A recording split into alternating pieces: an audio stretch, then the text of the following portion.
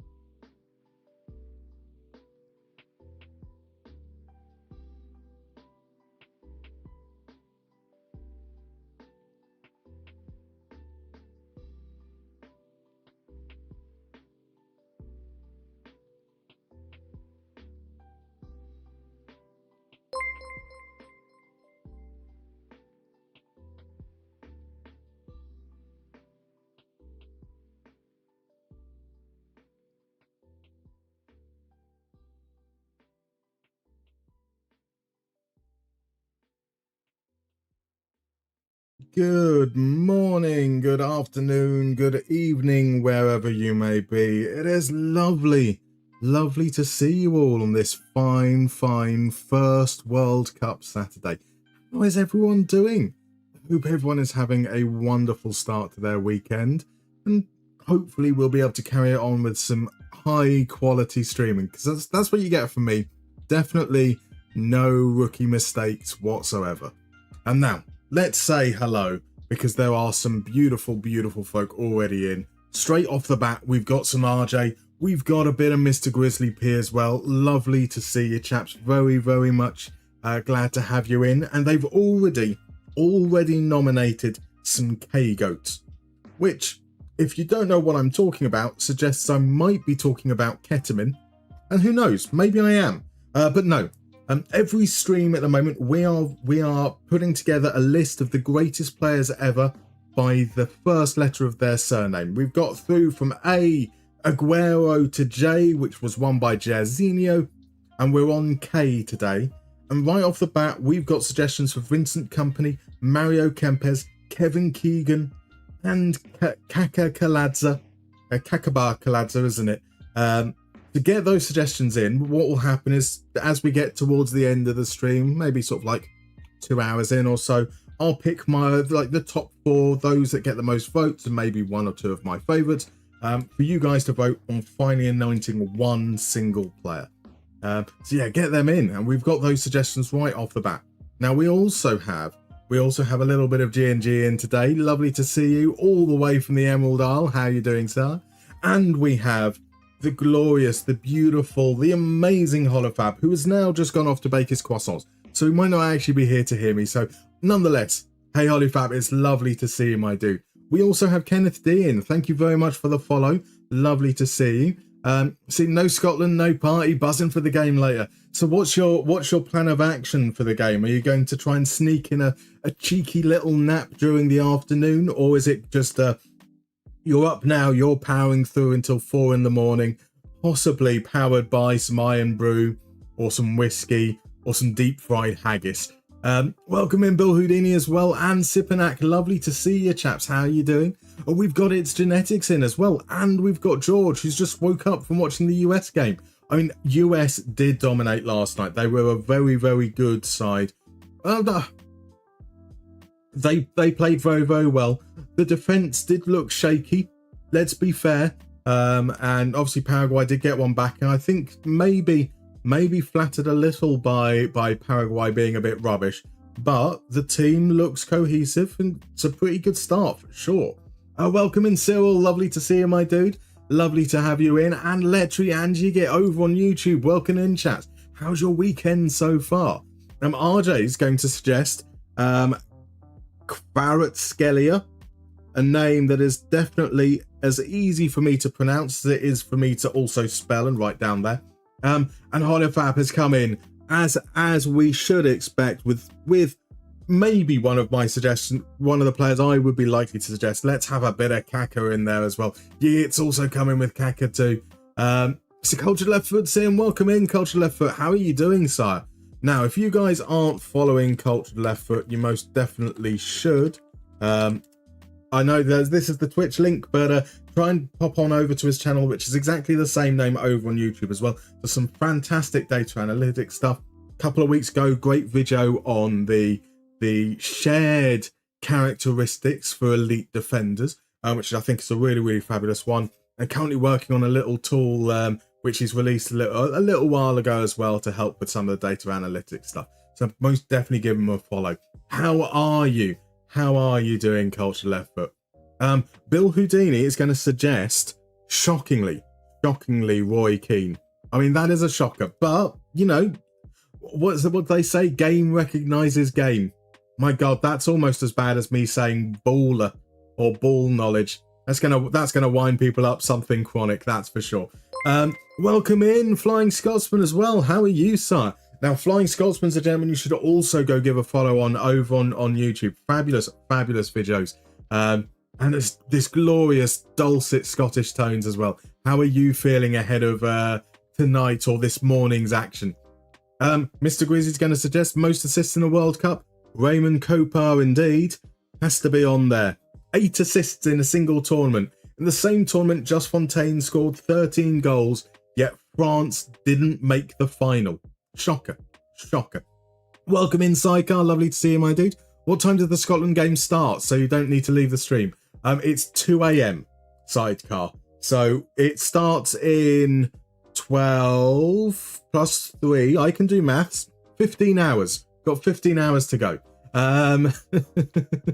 Plenty of time, I think. And you've suggested Jurgen Klinsmann. Let's get him down on the list as well. Jurgen Klinsmann, fabulous. Another suggestion from Roy Keane from iCore as well. Welcome in, iCore. Lovely to see you, my dude. Cultured Left Foot content is goated. It absolutely is.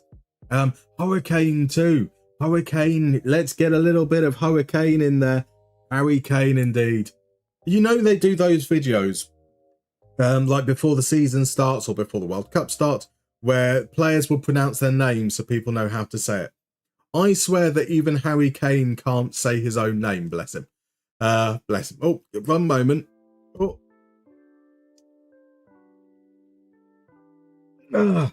Thankfully didn't make too much of a noise because I didn't manage to mute the mic properly anyway. Yeah. Oh, this is a good sign. Maybe a little bit of illness is about to hit, but who cares? It's the summer, right? So Letry's gone for a bit of Jurgen Klinsmann too. Let's get another mark down for him. We've got to mention, I saw Shinji Kagawa up there. Fine suggestion indeed. We've got a bit of Tony Kroos as well. What an absolute... One of those players who you have to describe as a Rolls Royce of a player. Another shout for Hurricane as well. That's a Scotsman, you're nervous. First World Cup game in 28 years. But we should win. I mean, you've got to win, right? Surely you've got to win, right?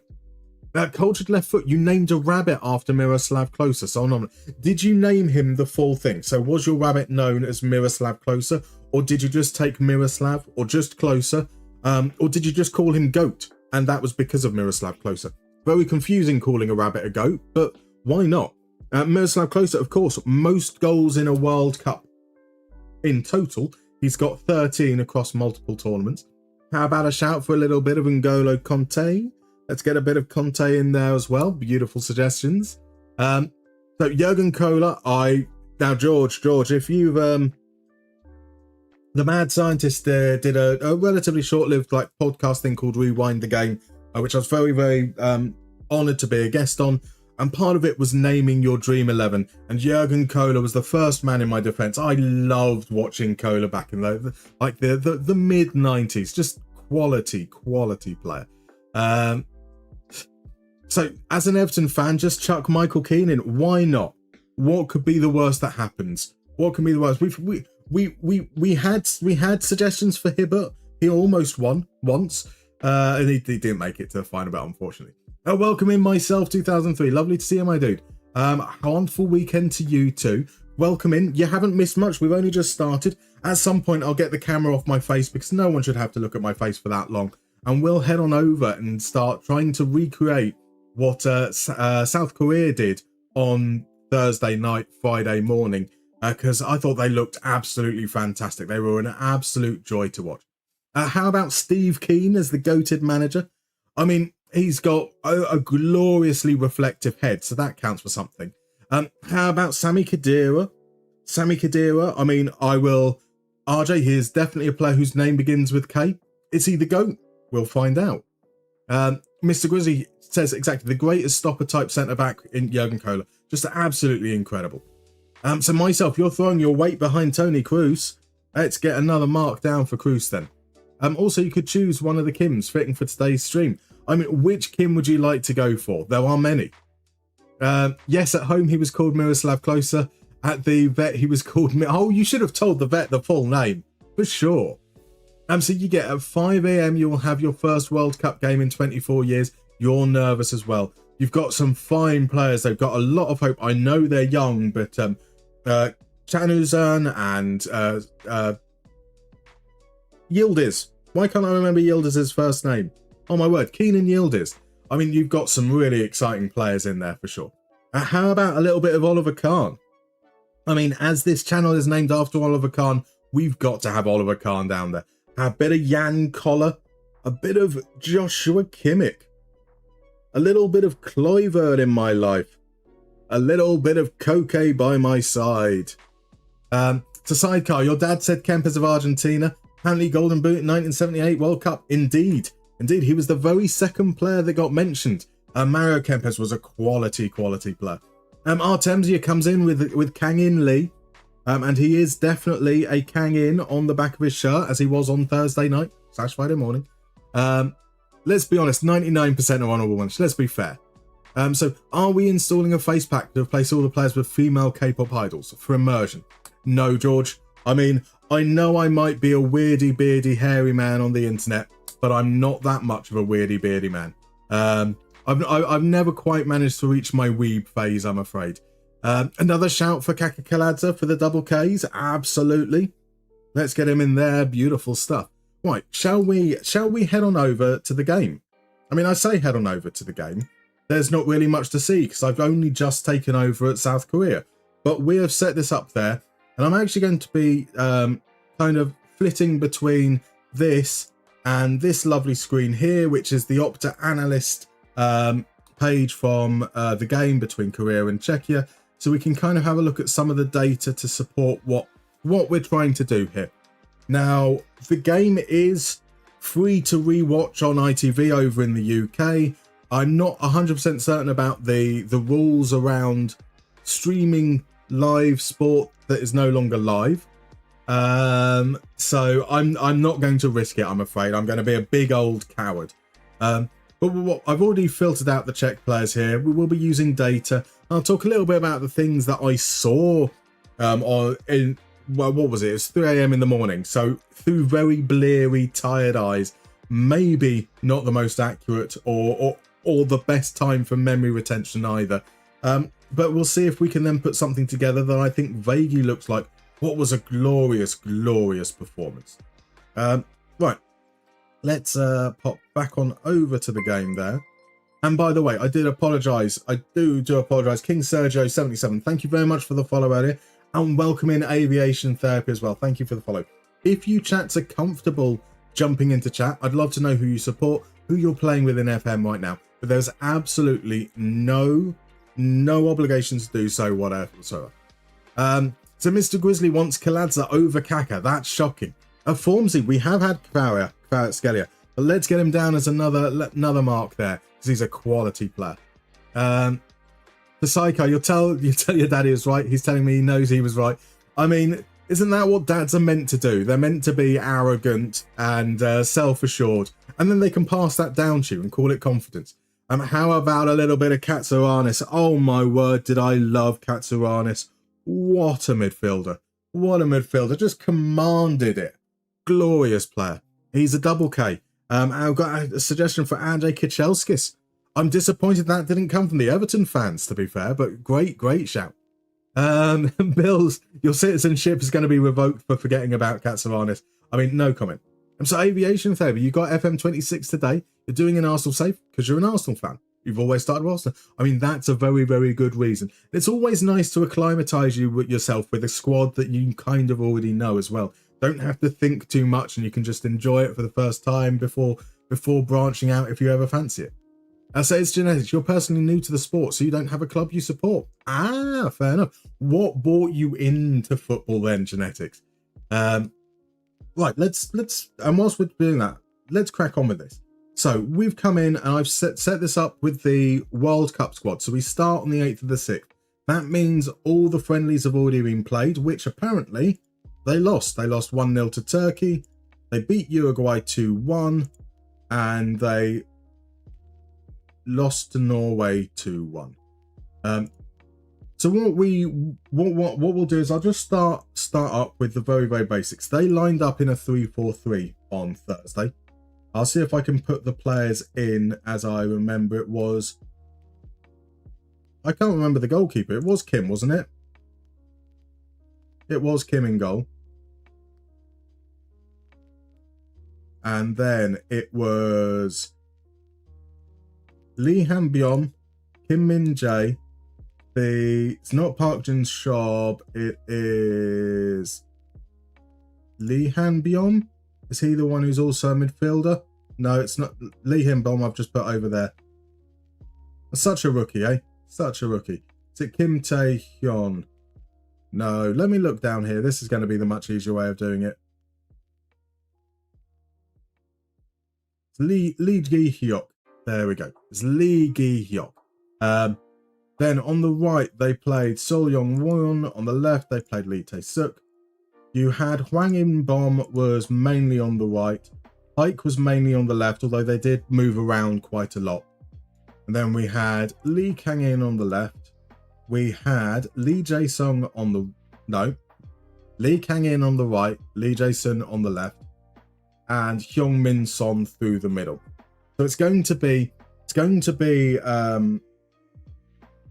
the basic shape, but I think there's a few things that were kind of interesting, kind of a little bit different with how they built up, and how they kind of staggered play and what Kang-in was doing as well, because Kang-in was drifting all over the place, but was also a great threat running down the right hand flank. He made, I think I saw the stats said he made 7 runs in behind, and most of them were wide runs in behind. Whilst Lee Jae-sun was much closer to Sun, was much more often making the diagonal runs when Sun would drop deep. But Lee's going to be interesting because he played like a winger who stayed wide, but he also played like an inverted winger or playmaking winger who kind of ended up somewhere over this side of the pitch as well. So we'll see what the data says, see if that helps us a little bit towards doing that. So Dylan Beer, welcome in. You're having an amazing save with Dortmund now, but you're a fan of Go Ahead Eagles. Real life FM story, the team promoted to the Eredivisie. Last season you beat Aston Villa at home in the Europa League. We do not talk Delimbir. We do not talk about that game against Go Ahead Eagles. It never happened. That's it. That's it. There definitely wasn't a moment where we should have been 3-0 up and then we absolutely collapsed and you were the better team by the end of it. So it's genetics. Zealand, you're a huge simulation game fan, and FM may be the greatest simulation game ever, regardless of subcategory. That is a bold claim. As a sidecar, as a Baggies fan, Robert Cohen, you can't remember if he's Slovenian or Slovakian. He was Slovenian, wasn't he, I thought? And Kanu. How have we not got a little bit of Nwankwo Kanu down? Great first name. So what should we expect from the results? So in terms of the what do you mean aviation therapy? Elaborate for me, please. Welcome in, Hung Do Tuan. So we've got Lee Cat. You reckon Lee Kong In is a playmaking winger? We'll see. We'll see. He might be. He might not be. Well, we'll see what the data says. RJ, Kim, Son and Kim. Exactly. Oh, GNG pulling one out of the bag there. How about a little bit of Tamuri Ketsbayer? What a player. What a player. So you love when a new video goes straight to your throat, reminding you of bad memories. It's disgusting. Disgusting behaviour. It's not disgusting at all, the Limbeer. Absolutely fine. As you may not know, I am a Villa fan. So yeah, I'm just playing with you there. So couldn't spell his first name. Most people can't spell Nwankwo. I mean, it's N-Wank-Wo. And that's me just saying how you spell it. That means it's perfectly PG for me to say at this time of the day. How about a bit of Harry Kewell? Harry Kewell indeed. Australia's finest, you might argue. Welcome in, George III. How are you doing, sir? How is your weekend so far? Welcome in, Plox. Lovely to see you as well. How are you? How's your weekend? Exactly. N-Wank-Wo. I mean, quite often, wank ends in woe. I mean, I think they call it post-nut clarity. About a little bit of Kizaridis. Let's get Kizaridis down on the list as well. Beautiful stuff there. We've got another shout for Shinji Kagawa. Let me find where he is on the list. Fabulous shout, Artems. Yeah, beautiful stuff. So yeah, let's talk about a few things. What I'm actually going to do, I'm going to copy this over, because when you start moving players around, it gets all funky and confusing. So I'll do that on a copied one, and we'll keep the basic 5-2-3 there ready for us to change. So in build-up, I would say that their shape looked something a little bit more like this. So actually, no, he was further up. So Sul Young-woo would push forwards, the right wing back would push up, and Lee would tuck inside. And they build up. I mean, these guys would both be split out, actually. So they would split very, very wide. The centre-backs would split very, very wide. And the ball would often go out into these wide areas there. Now, Hwang kind of was the closest to receive from the defence midfielders in that central area, with Paik just a little bit offset, whether that's as a central midfielder, whether that's as a slightly more aggressive defensive midfielder, maybe.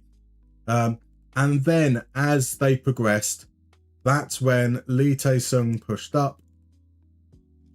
Lee Jung-sang came in more there. And you kind of had that more traditional 3-2-5 setup. But Young-woo would often sit a little bit behind. And as I was talking about with Kang In making those runs, he was often making those runs in behind into that area there, or getting the ball and driving inwards. Well, that's what I saw, at least. It's going to be interesting trying to replicate that. Hwang In-bon scored a truly delightful goal. Absolutely amazing goal. But I don't think he had a couple of shots. I don't seem to recall him getting very involved outside the box. So it wasn't a case of he was here trying to play clever little passes or anything. And probably the same to be said about Paik as well. So we'd see some passes from deep, trying to either break the lines or go in behind the lines. But when they got forwards, they weren't stopping here to get involved. They were pushing into the box to be there as a late goal scoring threat. So that's kind of what I think I saw. And we'll look at the data in a moment and kind of see what we go there.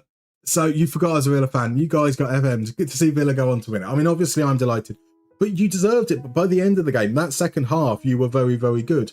We didn't finish it off when we were on top. We had our chances, and our finishing was really, really rotten, and we got what we deserved, and you got what you deserved. RJ, pre-nut confusion, depending where you're at. I mean, if following pre-nut confusion with post-nut clarity is always a good resolve, I suppose. Although Kanu did miss an open goal from 3 yards out for the Baggies, different levels of special. I mean, that miss is truly quite special because he didn't just miss, he managed to loop it up over the bar. It's just that it bounced awkwardly in front and shanked up, but it is a glorious miss. Glorious miss. Aviation Therapy, what do I think of the USA win? I think USA looked good. I currently would put them probably in that group of teams like Belgium, Turkey, Morocco, who, if things go well, if things break their way, they could go reasonably far. But they're not quite amongst the top teams, I wouldn't say. I think that Paraguay were very, very poor, made USA look good, but USA were good, if that makes sense. Mibs, welcome in, my dude. How you doing? Another shout for Kaka. Let's get a mark down on Kaka there as well. What a player. What a player. Fine to see some players are made to be super subs, like Ho for South Korea. He was already doing that at Genk. I mean, there was some really surprising pull-ups for that game as well. So you're there. Lee Jae-sung, I mean, as the game says, as an attacking midfielder, not exactly a particularly fast player. He's a little bit older, so he brings experience, but I wasn't expecting him to start. I thought that we might have someone like Hwang starting in that kind of left channel as more of a traditional goal-scoring threat from wide. Young Woo starting was a little bit of a surprise as well. I don't know if they've got so Kim Moon Hwan is probably the player that you would have expected to be the starting right back. But yeah, there was some interesting decisions there. I think that O is a phenomenal player to have off the bench. He's got great presence and movement, and his goal showed for that, right? Absolutely. So the greatest long passer from the back, Ronald Koeman. Have we not had Ronald Koeman already? Beautiful suggestion. Kanu scored the second best hat-trick in Premier League history. What makes it the second best? And for bingo purposes, Ronald Koeman has a UCL Golden Boot. Thank you for that. So, James, what is my pick for the World Cup? As with anything, I think it could be any of the big teams. I mean, the problem with the World Cup is that it only takes one bad game for a team to go out. I don't think it's going to be a team that looks really, really good in the group stages. I think we often see teams that look amazing in the group stages and then kind of fizzle out. So it's probably going to be one of those teams that maybe starts a little bit slower. Maybe they scrape a narrow win. Maybe they even lose or draw their opening game and maybe finish second in the group or something. Or it's going to be won by USA because once they get to the knockout rounds, they'll just revoke the visas of all their opponents. The two wingers stayed super wide. I mean, George, so this was the weird thing is they kind of stayed wide, but they also came in quite a bit. Well, we need to get to the stats. Let's pop on over. I say that I haven't actually looked at these yet. We're going to be learning together. The Trivella one, that is quite nice. Omen, now he's 2-3 on the list. Koeman has to be on there, absolutely. Good USA team offensively, bad Paraguay team, surprising. Yeah, exactly that. Hwang has been trash this season. He could not start. I think Hwang has been one of Wolves' very few bright sparks. Kastrup is a cool call-up. He was born in Germany. Kastrup is. Jens Kastrup as defensive midfield. They've got some great options in midfield. So let's take a look first at the pass map, shall we? Oh, what's going on there? Here we go. So we've got the pass map here. And we can kind of see that 3-4-3 shape there. 19 is Lee Kang-in, and 10 will be Lee Jae-sung there. So we can see in terms of touches, they are quite narrow with the wing backs out wide. Why doesn't? Oh, I have to do it. Oh, it won't let me show up Lee Tae-suk if I'm over him, but it will show up his connections. And what we can see here though is that everything went through Hwang In-bom. And look at how thick those lines are. They're thicker than the lines into Pike there. We've got a lot of play centered around Hwang. Pike obviously being quite involved though as well. And it does get thinner as we go out wider. So they tried to play through the middle, but what I tended to notice was they would come up through the middle, and then with Czechia's sitting deep defensive midfielders, they would then move out wide. Now that said, pass maps aren't actually that useful because it's average position, right? So Lee Kang-in could be in this position because he had 10 passes here and 10 passes there. Or he could be in that position because he had 10 passes here and 10 passes there. Or he could have had 20 passes all in that spot. Doesn't really actually tell us much about his movement or involvement on the pitch. So let's get rid of Czechia again. Let's take a look at passes to begin with. That's going to be messy. So what we'll do is we'll look through at the players that we've got. So we've got the keeper here. Now, what I was saying a little bit earlier was that he seemed to spread it out wide to the players that were... I mean, one of the fullbacks in those situations was the right-sided centre-back who would spread out. But we can see a lot of the distribution here is going into these wide places. There's a few moments where he's kind of sweeps in advance, and that seems to be when he's launching the ball long.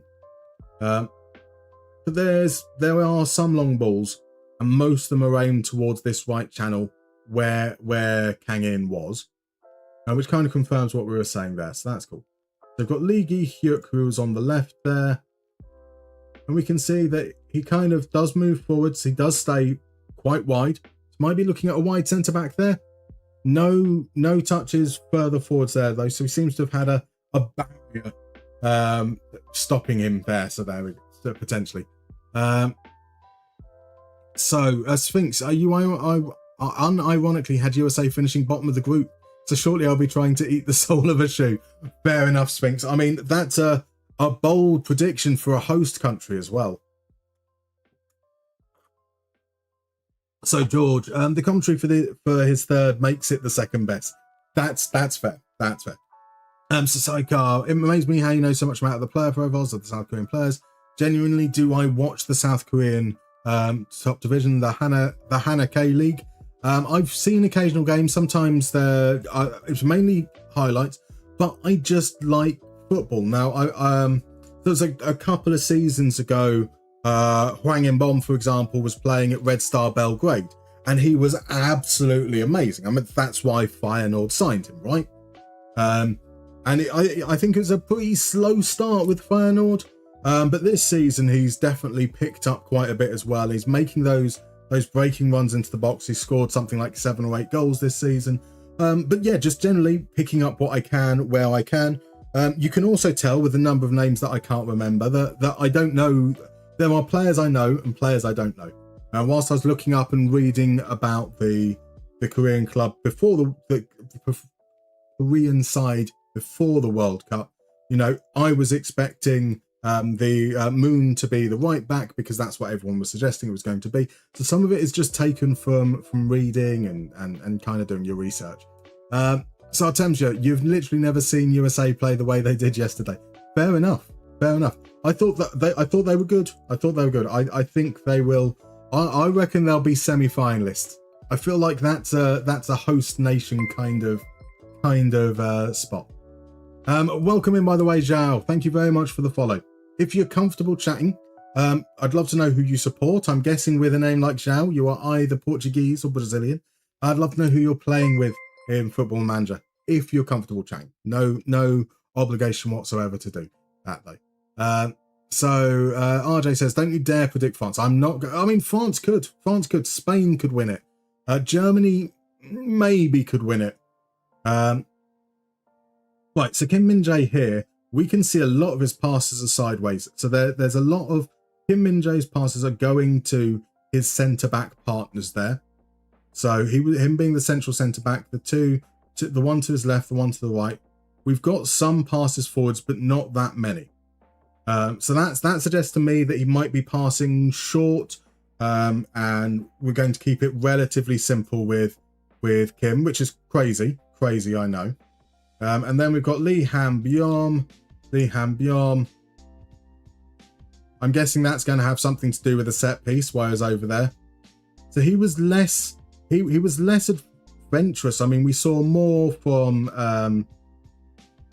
Gi Hyuk in kind of this area than we see from Han Byom here. But Han Byom seems even wider. So that definitely feels like a wide centre-back to me. So maybe we're looking at a wide centre-back, a normal centre-back, maybe a centre-back with stays wider. So that's my thinking maybe at the moment. But we can see here, especially with Lee Han Byom, we've got a lot more of those passes, long balls forwards. We can see them pinning them there down that right-hand channel, and a willingness to go backwards. So I think with that in mind, thank you, by the way, to Limbeer for the follow as well. Well, I really, really appreciate it, my dude. So yeah, if we were to do that, I think we'd say wide centre back, and you on stay wider, and you on shorter passing. Do we want to ask him to take more risks or more direct?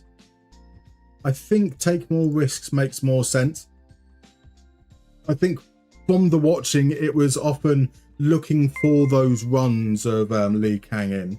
So if we have take more risks, that would probably make a little bit more sense than him specifically like playing long balls forwards, if that makes sense. By the way, welcome in as well, Frazzy. Thank you very much for the follow, my dude. Same question to you. If you're comfortable chatting, I'd love to know who you support and who you're playing with in FM. But there is no obligation to jump into chat whatsoever. So I think that's USA who's going to lose easily in knockout round. It's possible. Great how the USA allows Thomas Partey in, but not a referee. There is definitely something quite interesting in how Thomas Partey has been let into the US, given how they've been with their visas, but not been allowed into Canada. Welcome in, Serbian Mafioso. Lovely to see you. You also enjoyed Curry. Weren't they so fun? They just looked so good. I mean, and it's all because of Hwang In and Pike. Hwang In, boom, and Pike, to be fair. The way they were just like manipulating the ball in midfield and making players miss, it was just so fun to watch. So you get just seeing the USA Paraguay highlights. Shocking defense by Paraguay to the point that I started to think if they bribed them or not. Paraguay aren't a great team. They're not a team that you'd expect to lose maybe 4-1.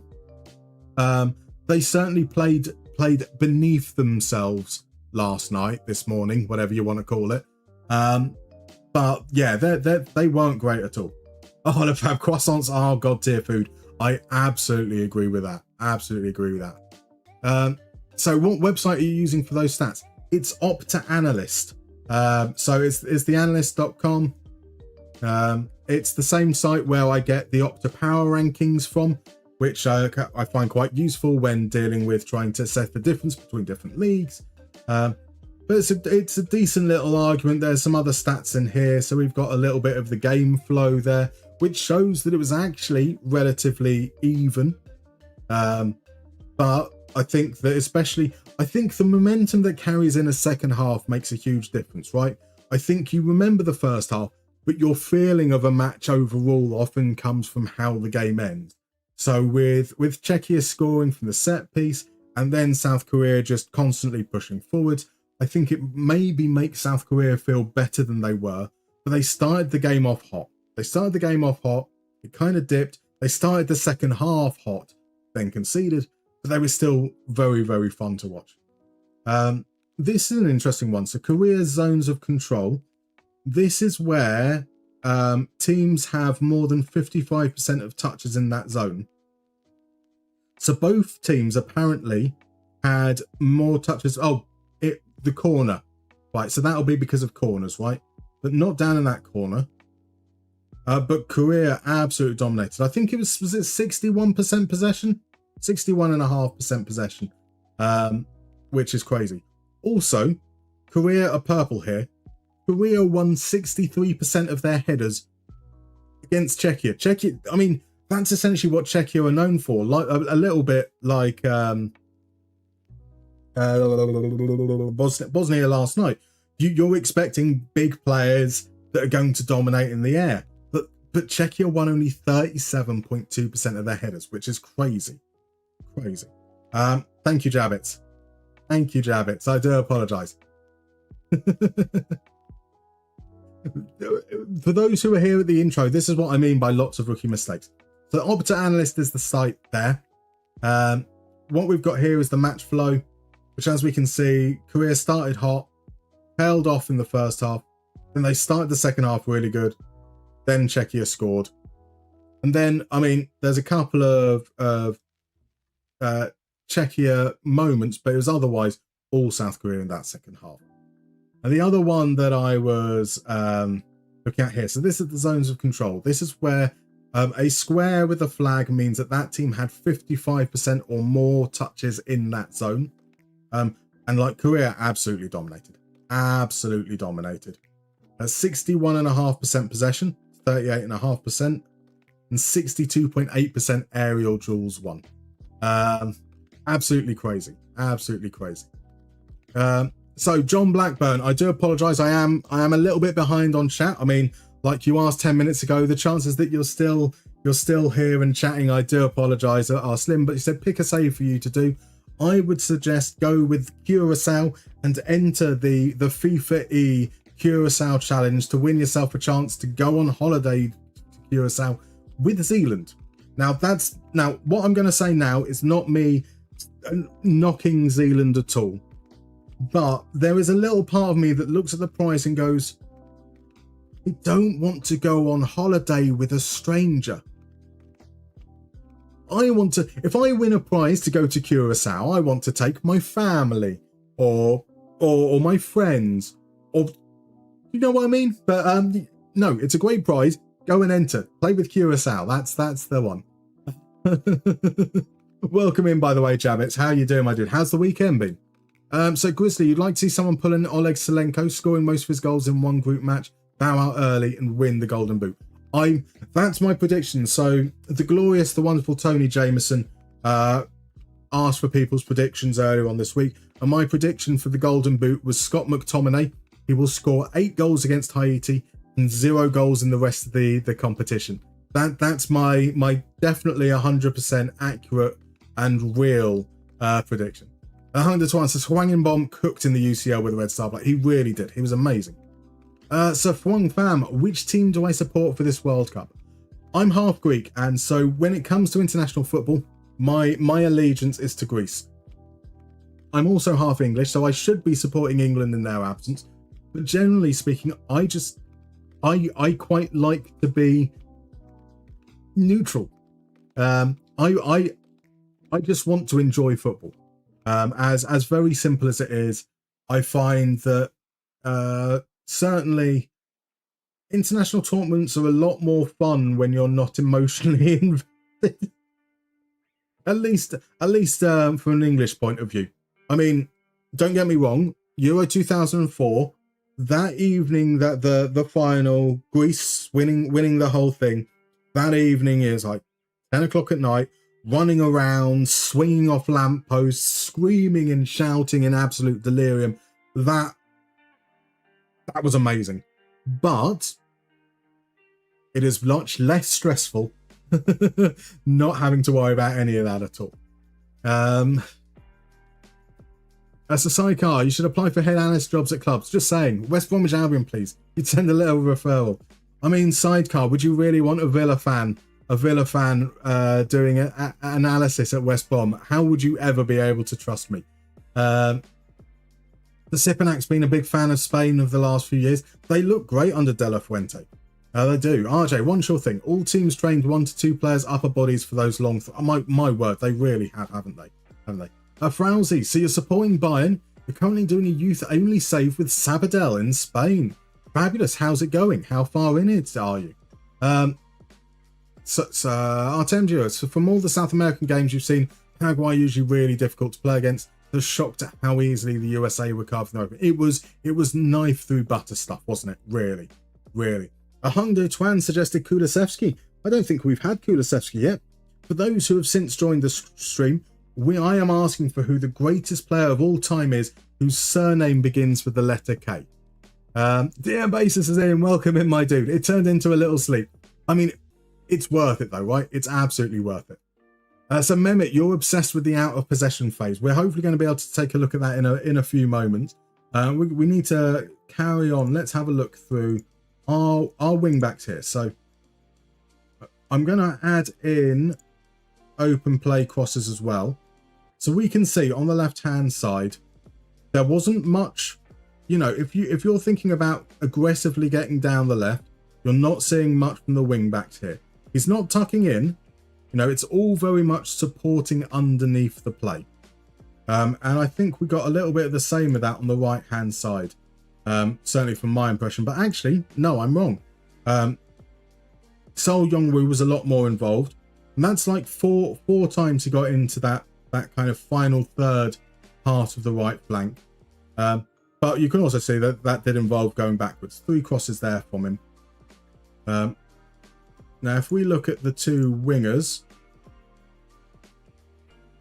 So again, we see with Lee Jae-sung on the left here, he's very much coming inside. Absolute, like, oh, that's quite cool. Does this mean if I do, yeah, I'd like that. I like that. You can look at zones specifically, and we can see that absolutely nothing actually down on the left flank. He's coming into this area here where he's kind of playing off Son Heung-min. And then on the right, we can kind of see that again. We've got Lee Kang-in very, very heavily involved in the kind of that space between the defensive line and the midfield. But he's also getting down the right. And that's what we're talking about, those penetrative runs in behind. That is great. Sherbs, you have redeemed bingo indeed. You have redeemed bingo indeed. I am going to delay it further though, however, because we've got an ad coming up in like 4 minutes, and that will be in the middle of bingo. So what we'll do is we'll do bingo when we come out of the ad break. So it'll be about 7 or 8 minutes away. And let me catch up. I'll try my best to catch up. I'm so far behind. Let's see what I'm 10 minutes behind with chat, so I do apologize there. So George, you just got your sleep schedule back, and now you have to stay up until 4 a.m. watching Scotland lose. Thank God it's at the weekend though. It's the midweek games that are really gonna hurt. Welcome in, by the way, Top Av. Just got into stream. Are you aware FIFA have a full stats report as well? I am. I just really like the Opta Analyst boards here. I just find this quite an easy thing to use. There's a brilliant feature on the BBC website, which is the 3D experience, but it's only for games that they're broadcasting here over there, where you can kind of actually like see the games pan out almost like a game of Football Manager, so you can skip around for analysis that way. And I'm 100% certain that doesn't have any issues with broadcasting issues, because it's not live sport, and it's not recorded live sport. It's a weird 3D representation of it. But unfortunately, they didn't cover the career game, so I can't use that for this. And I should have said hello as well, Shabs. I do apologise, my dude. Dear Base, you paid for the holiday not to go with Zealand, to be fair. You say you were that poorly, but yes, exactly the same position. Like, it's not a knock on Zealand whatsoever. It just feels a little bit weird. Just what he's done all his life. He's paid for his holidays. So who do I support when Greece play England? Greece, like without a shadow of a doubt. Without a shadow of a doubt. I mean, technically, I am more Greek than I am English. I am half Greek, and as far as I'm aware, on my father's side, he was completely Greek. Whereas on my mother's side, there's a little bit of German in there, there's a little bit of Welsh in there, and that as well as the English. So, and there's got to be some French in there. Why would you name me? Because I'm called Jeffrey, and that's a French root. So there's got to be some reason you'd call someone Jeffrey. You don't call a child Jeffrey unless there's a reason, because it's an awful name. West Brom lose 4-0. Analysis was great. Keep it up. Exactly how it would be. Exactly how it would be. Welcome in, Welsh Smithy. Lovely to see you, my dude. Psycho, you trust me more than the Muppets that have been running the Albion in the last couple of years. I mean, you survived though, right? It was looking very, very scary for a lot of the season, but you have survived and hopefully something to build on. Disposable Dwarf. Do we have Kim Kallstrom down? We do not have Kim Kallstrom down, shockingly. Let's get a proper champs legend down there. Welcome in, by the way. So Zhao, you support Benfica. You're playing a save in FM 2010 with Tromsø, Esbjerg, TPS, and Kalmar, all at the same time, like a whole Scandinavian thing going on. Sounds amazing. Sounds amazing. Another shout for Oliver Kahn. We have had him mentioned before, but I'm going to mark down that is another mention for Oliver Kahn there as well. Beautiful stuff. Welcome in, Blue Lions. Lovely to see this. So Jack plays darts. What am I on, mate, to analyze all this? So it's just on the Opta Analyst website. How about a suggestion for Ruud Krol? Fabulous defender. The blueprint of modern defenders, indeed. Welcome in, by the way, One Speeders. Thank you very much. One Speeder 25 in. Thank you very much for the follow. I hope you're doing well. Jabbit's nerding out on zones. The zone selection is cool, isn't it? It really is. So, Aviation Therapy, you won your first game 5-0 against Burnley.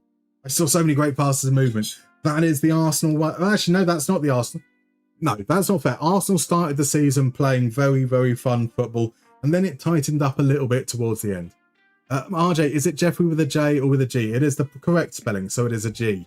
So you're French American, so you're always conflicted in the World Cup. Artemisia, just choose whichever one goes further. Just keep it quiet.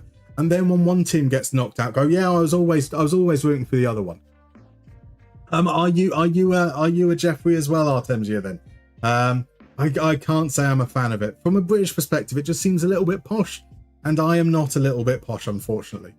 So Welsh, you're currently doing a save with Poisson, trying to build the town city as they own the club. That's quite cool. That's quite cool. RJ, Oliver Kahn does indeed begin with M. Musterman indeed.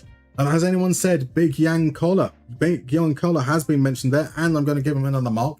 And now we've got that advert break coming up. So it's going to be about a 3-minute break, as we normally do. I will take the opportunity to stand up because I'm old and I need to move my legs, and then I will poison my lungs because I'm an idiot, and I'll go to the toilet. You didn't need to know that.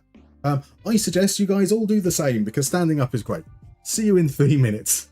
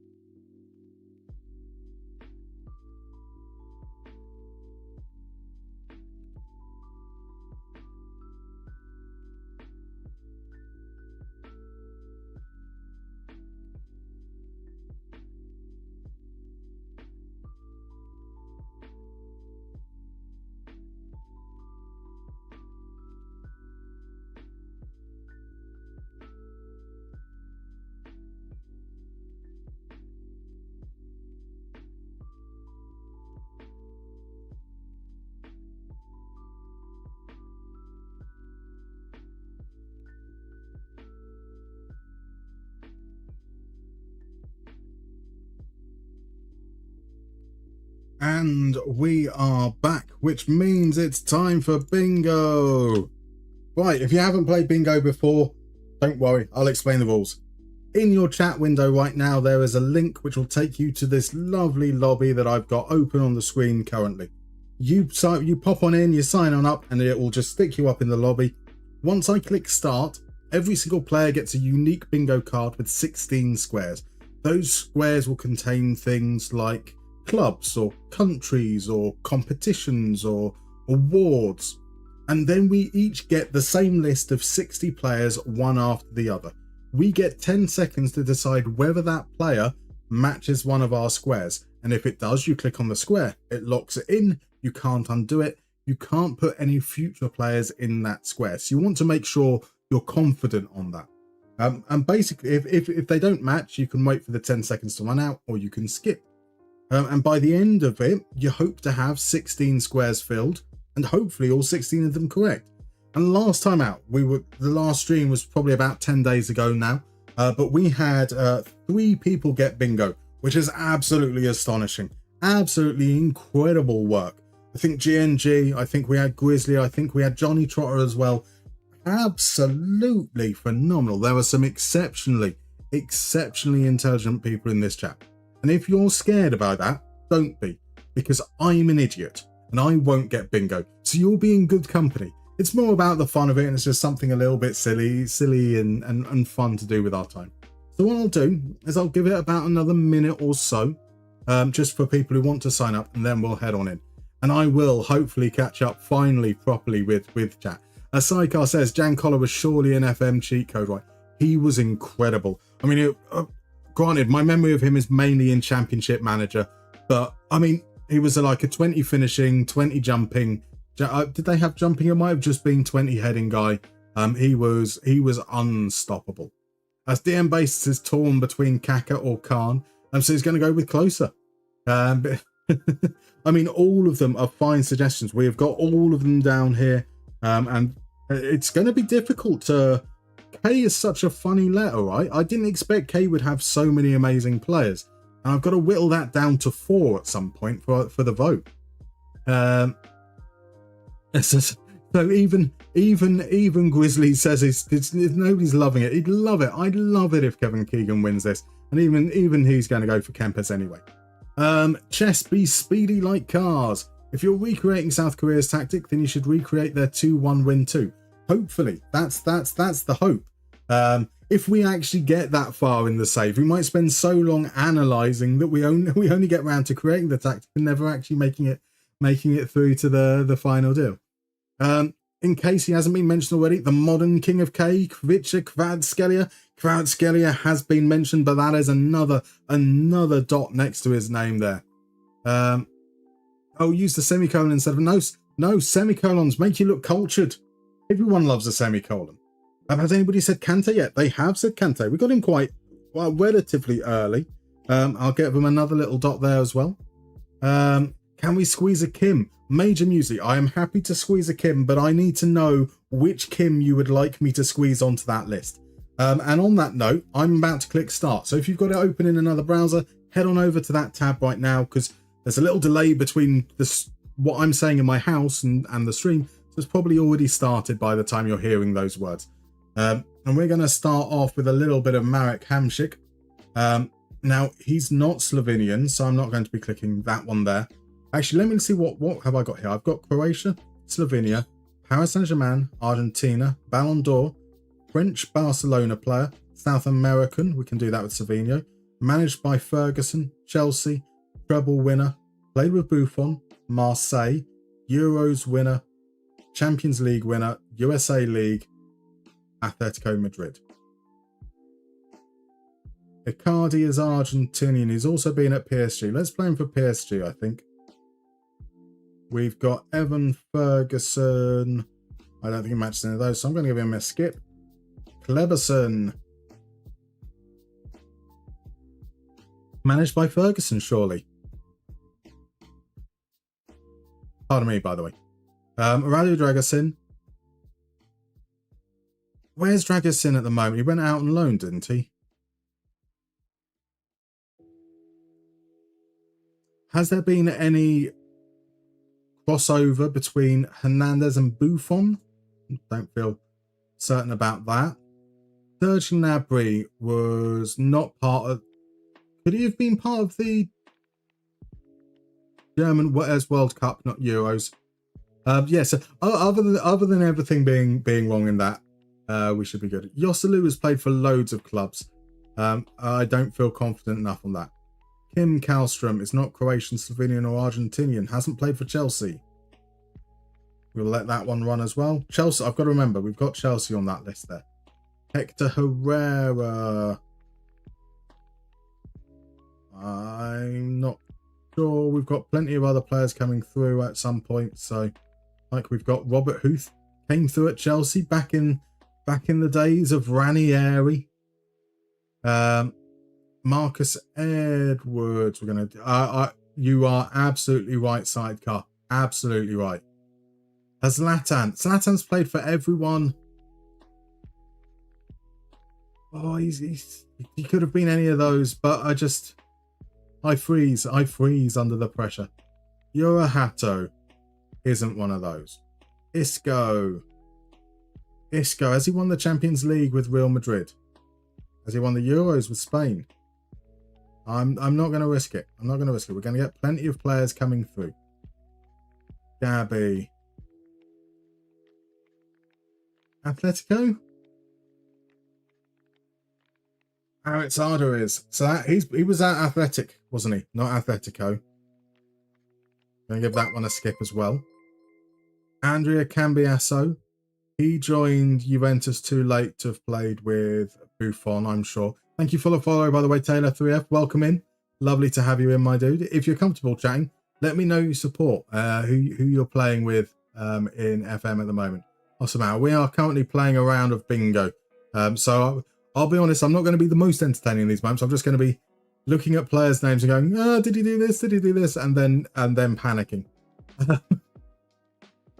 Which is pretty much my whole thing. Grimaldo, I don't feel good on that either. Didi Hamann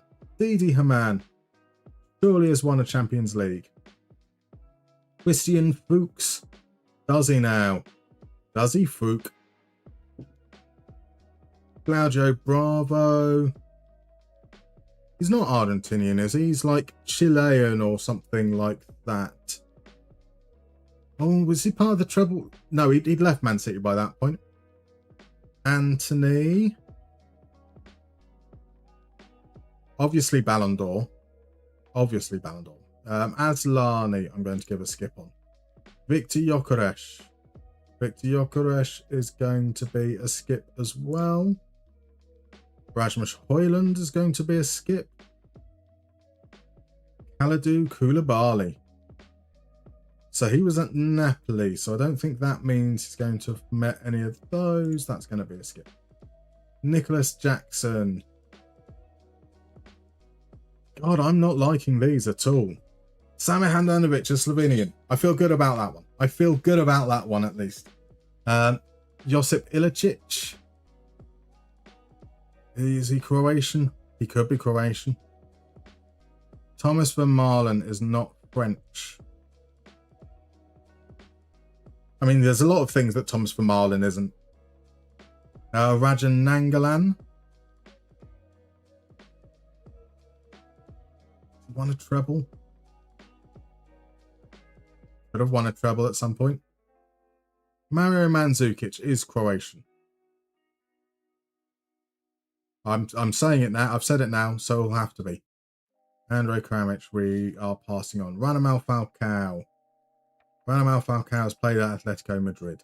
Jimmy Floyd Hasselbank is a skip. Martin Keown has won the Ballon d'Or for sure.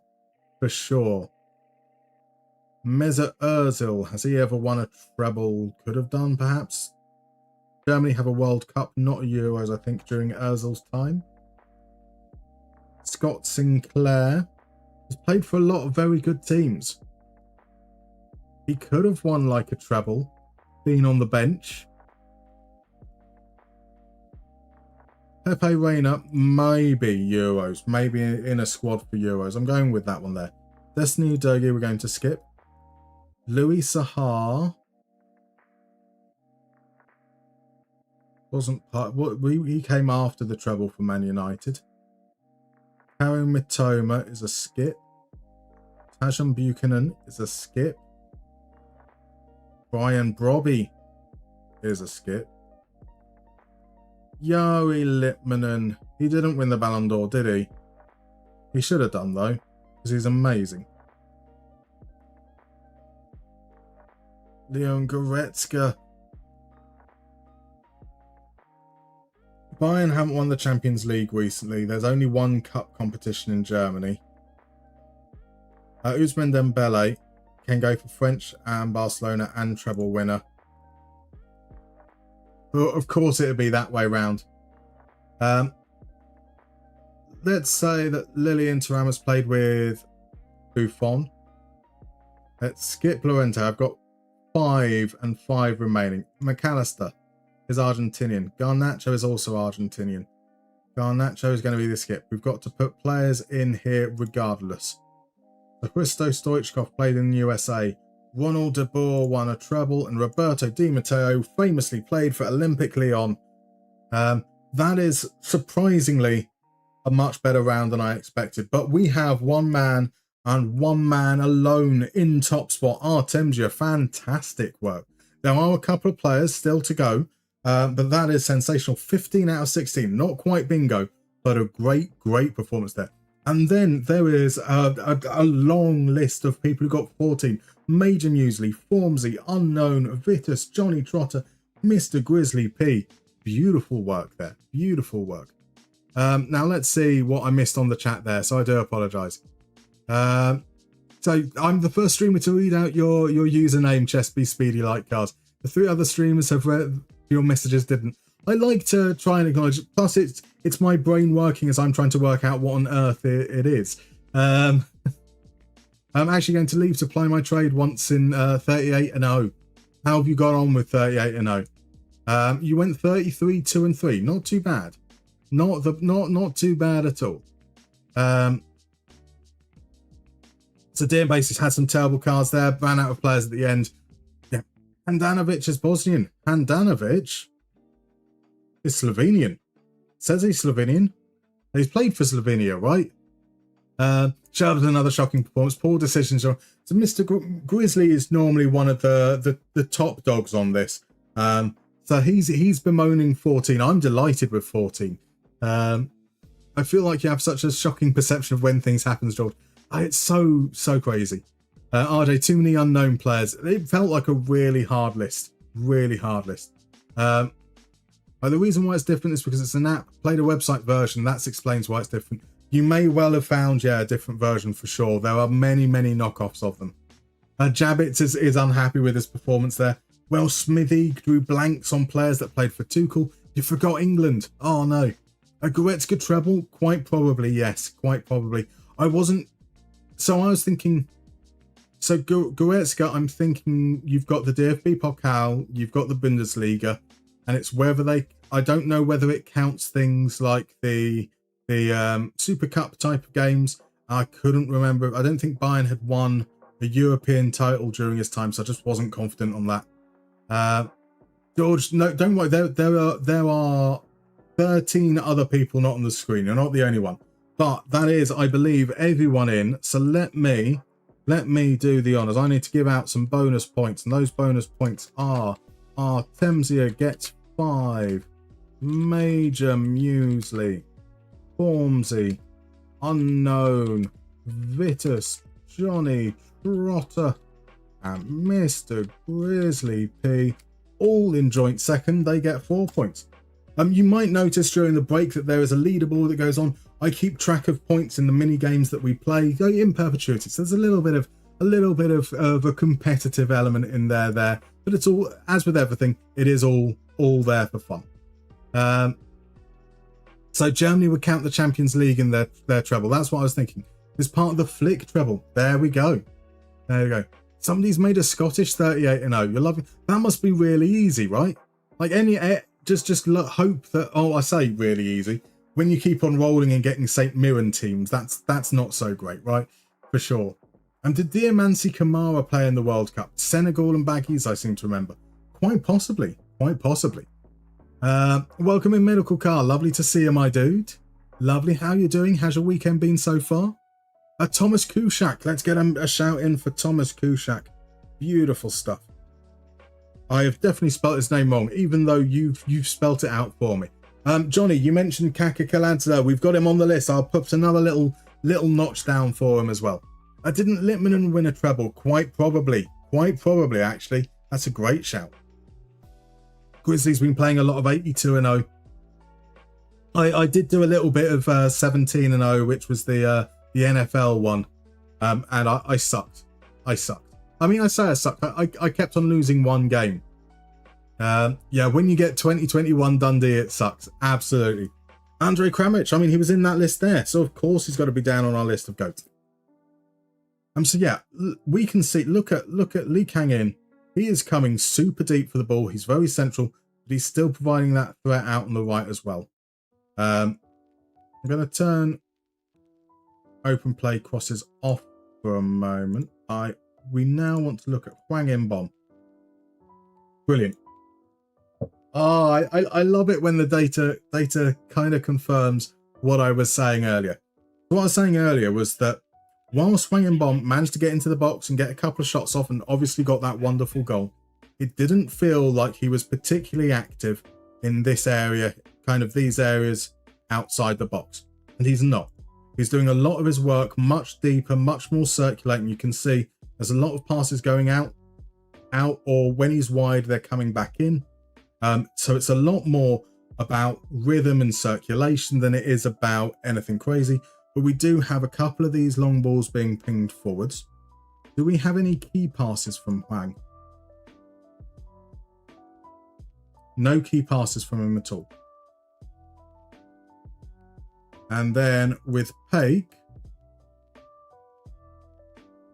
we've got more of these long balls. But again, not really doing much in this area here.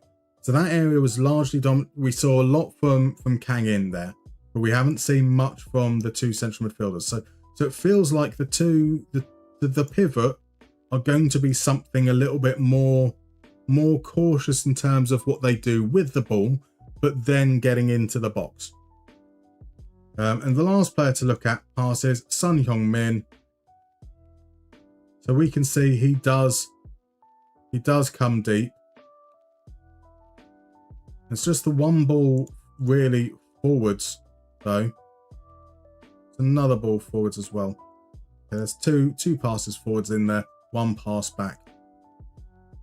One feeding down the right, kind of stayed relatively central.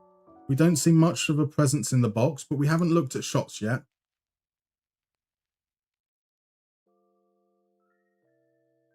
Let's take distribution off. So we can see when he's in the box, he's getting shots away. We can see from the wingers, Lee Kang-in only had the one shot. We had a couple of chances from Lee Jae-sung there. Paik didn't have a shot at all. But we do have Hwang in the box twice. That's his goal. His absolutely amazing goal. Do we have anything much from the wing-backs? We have nothing from the wing-backs in that respect. So I think we've kind of I think I'm kind of getting an idea. There are some questions as to what we're going to do with Kang-in's role. Formsy, it might be your first ever bonus points. Let me take a look. I've got a lovely little log here. Are you on there? They are your first points, Formsy, only since in 2026. We have sensational work, sir. So as a Karadis for the Norwegians, welcome in, Connor Wood. How are you doing, my dude? Lovely to see you. Mr. Rebby likes the 46-0 EFL one. There was another person shouting out the 46-0 one as well earlier, I'm sure. Yeah, Letry saying that 46-0 is way better. So Littmanen apparently didn't. There you go. You tried putting him there. That'll be confirmation for sure. Did we decide on which Kim was the Korean GOAT? So Saikar's going for Kim Son Hwang. Any other suggestions? We've got a we've got one Wang, one Kim down. What did you think of Kizaridis' Greece debut, if you managed to catch it? I didn't manage to catch it, but I am delighted that he's broken in. It's got the future for Greece is looking very, very good. We've got defenders coming through, we've got crafty midfielders coming through, we've got big burly strikers. Everything seems to be coming along very nicely. It's interesting to see. It's a pivot actually pivoting. It's beautiful, beautiful stuff. Right, so let's pop that thing off. So what I'm thinking here, I've already spoken a little bit earlier that the right wing back is higher up in build up. So the left wing back tends to be deeper, and then joins forwards a little bit later. We also saw that the right wing back was more likely to get into this zone here. Whereas there wasn't really much occupation of this zone here by either the left winger or the left wing back. So my thinking is we drop the wing back here and we keep the wing back there. So when we go and look at our build up, we've kind of got that shape-ish. Maybe we need a little bit more going on there, but we've got that height there. So if we change Lee to a playmaking winger, that's going to see him cut in. You're kind of starting to get the 4 form a little bit there. What happens when we're in this zone here? Hang in is still saying reasonably wide. If we were to change him to an inside winger, it'd actually be wider. We change him to a winger there.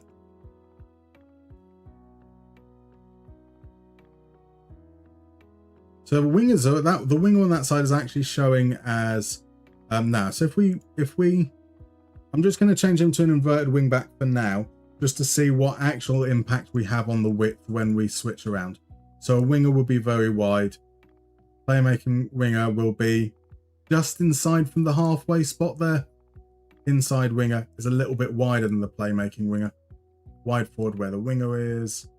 And those are your four options. So I feel like an inside winger might make more sense for us there. So he's going to potentially go down the line, make those runs. Can we...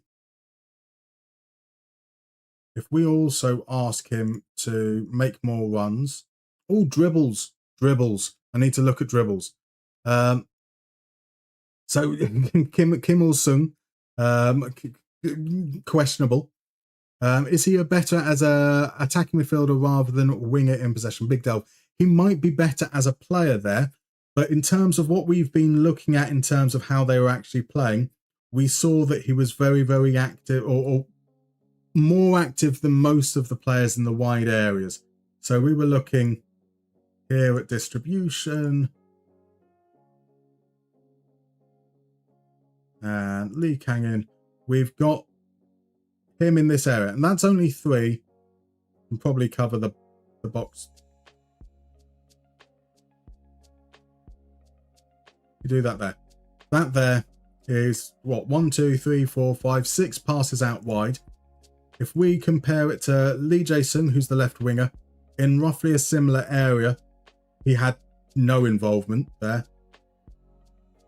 We compare it to the wing backs, so they've got probably about the same on the right hand side here, and then on the left hand side we have a couple of movements into that area, but not a great deal.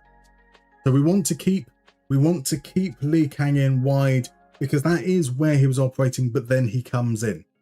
So it's better to recreate as a winger rather than AM with stay wide. An AM with stay wide doesn't really stay wide, and we kind of want him. We want him making the moves in the other direction. Because what I am going to do, I think, let's pop back over. Is no. I keep on getting distracted. Back to the stats. I wanted to see dribbling. I want to see dribbling for every player. Who dribbles? 19 is Kang In Lee. That's 1, 2, 3, 4, 5, 6, 7 dribbles, 8 dribbles from Kang In Lee. We've got a couple from Hwang off the bench. We've got a couple from Hwang In Bom. 18, 7, 22, 10, 25. So it is only Hwang Hee-chan, Hwang In-boom, and Lee Kang-in who attempted multiple dribbles during the course of the game. And Hwang Hee-chan, that's a little bit later on as a substitute. Hwang In-boom, I probably wouldn't call that enough to consider him to be a dribbly player. So let's head back to the game. So I'm going to say I want you to dribble more as well. And because we saw him going all over the pitch, we saw him down here, we saw him over there, we saw him there. A lot of his play was in this area, but he also occasionally was out wide. So I don't want to tell him to stay wide even as an inverted winger.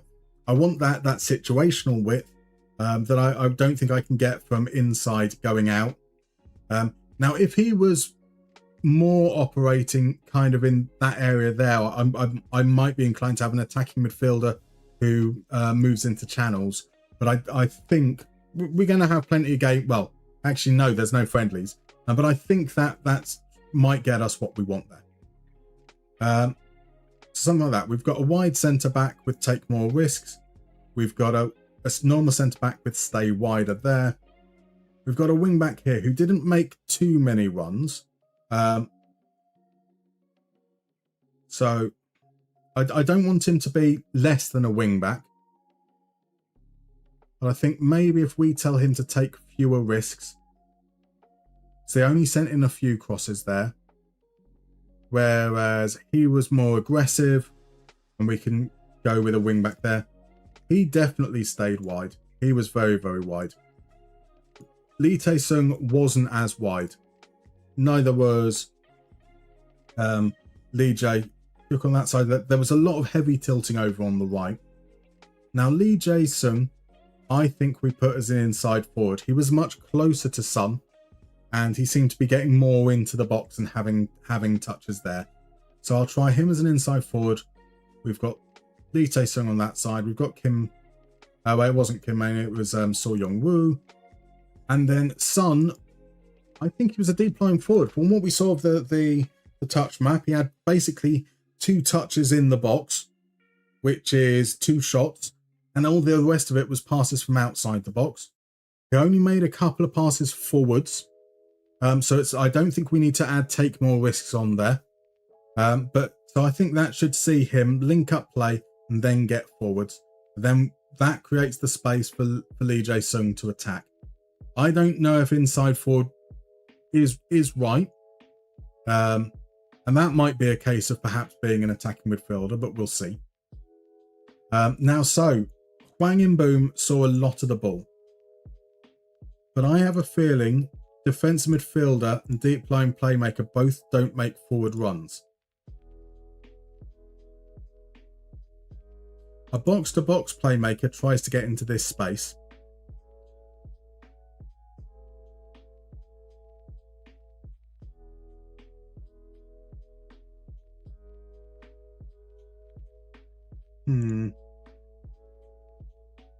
We say make more forward runs as well. Does that push him up any further? Not that we can see there. So let's go back here. Let's change him to defensive midfielder. As a defensive midfielder, he's in pretty much the same spots there. As a deep line playmaker, he's in pretty much the same spot. As a box-to-box playmaker, in the same spots. Box-to-box playmaker allows me to make more runs. So we're going to have Hwang, who saw a lot of the ball. All the circulation was going through him. We saw that literally every single player seemed to have a nice, big, thick, veiny line running through Hwang. Pike didn't get into the box, was still seeing a lot of the ball. So I do wonder whether there's an argument of going for a deep line playmaker and a box-to-box playmaker, because that is where the concentration of passing was happening. But to start off with, maybe we go with a defensive midfielder there. So we've got a reasonable... It's like the worst staircase ever. Like relational play Escadinha, but it's really, really shallow. Less. But yeah, we kind of have... So it is still a 5-3-2, but we have the build-up here where we still have those options. I don't like that, though. You know what? So, Hwang In-beom was the passing option in midfield, and then you had Paik kind of offset, but a little bit higher in build-up. So I wonder if I go with a central midfielder who makes fewer runs. So we've now got that stagger there. And then with In-beom being a little bit deeper, that creates the space for Kang In to kind of drop there where we saw him being involved. And that allows those central overloads a little bit more. Maybe. That's what I'm thinking. Artemsia, it's interesting that for all the talk of Korea's aerial weakness, they won over 60%. Isn't it crazy? Kim Min-jae is totally dominant. He is ridiculous. Who's the most dribbly boy? Lee is the dribbliest of boys by far. Kim Tae-young, maybe the defender from the 2002 squad. He was the vice captain to Hong Myung-bo. A fine shout indeed. Kim Tae-young. And obviously, so Hwang In-beom on Thursday, Friday, whatever day it was, became the first South Korean player to get both a goal and an assist in a match since Hong Myung-bo, who is now the manager, which I thought was quite cool. Sidecar question. I know it's different to this. What role in FM should Kane be for Bayern?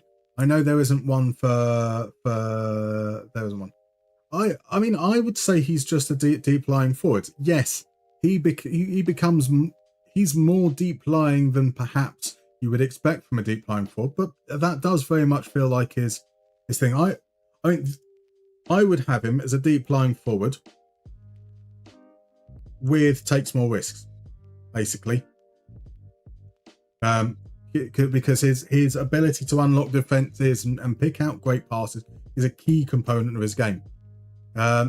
Big, thick, veiny lines in there, Hwang. That's exactly. I mean, you heard me right. I can't say anything more there. The Grizzly P would put him as an AM since it's the most customizable role. Controversial. A trequartista with pressing. Sapaspo reckons he's a DLF as well. Kekash reckons a deep line for us as well.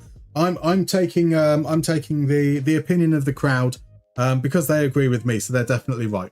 If you disagreed with me, I would say that something about crowds being wrong. I don't know exactly what I would say.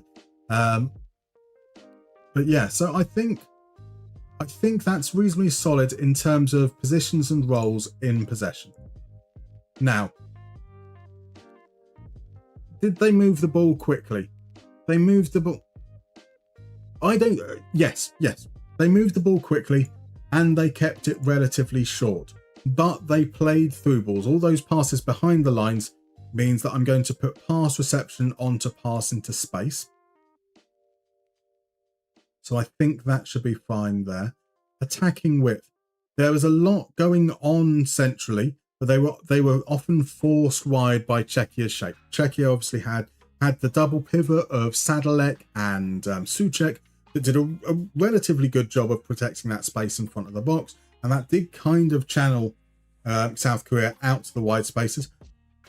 I would say that in the second half of that game, Korea started to get a little bit more control centrally.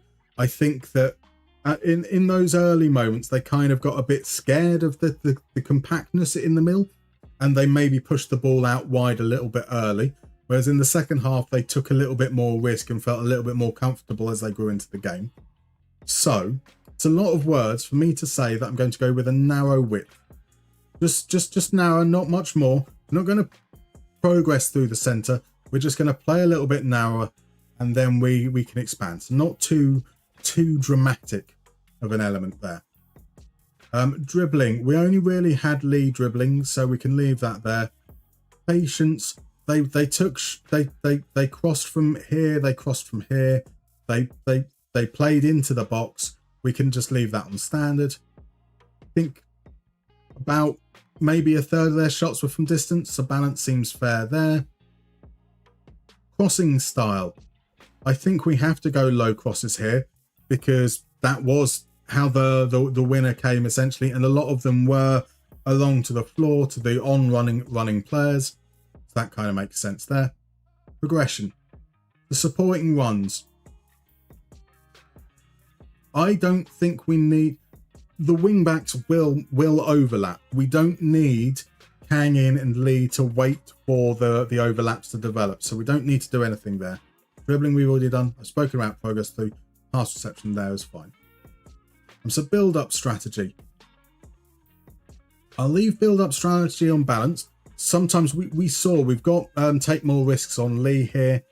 We saw a lot of balls push long into the channels, which we're hoping to encourage with the pass into space and take more risks.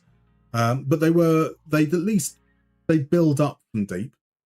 So maybe we start with balanced, but our distribution, as we saw with the goalkeeper, was out to these areas here. Now, whether the fullback means that they will consider Lee because he kind of is the fullback in this space. You've essentially got Lee Tae-suk. Seol is too high up, we'll see. But I think something like that, and I think that gives us our in possession stuff. Maybe.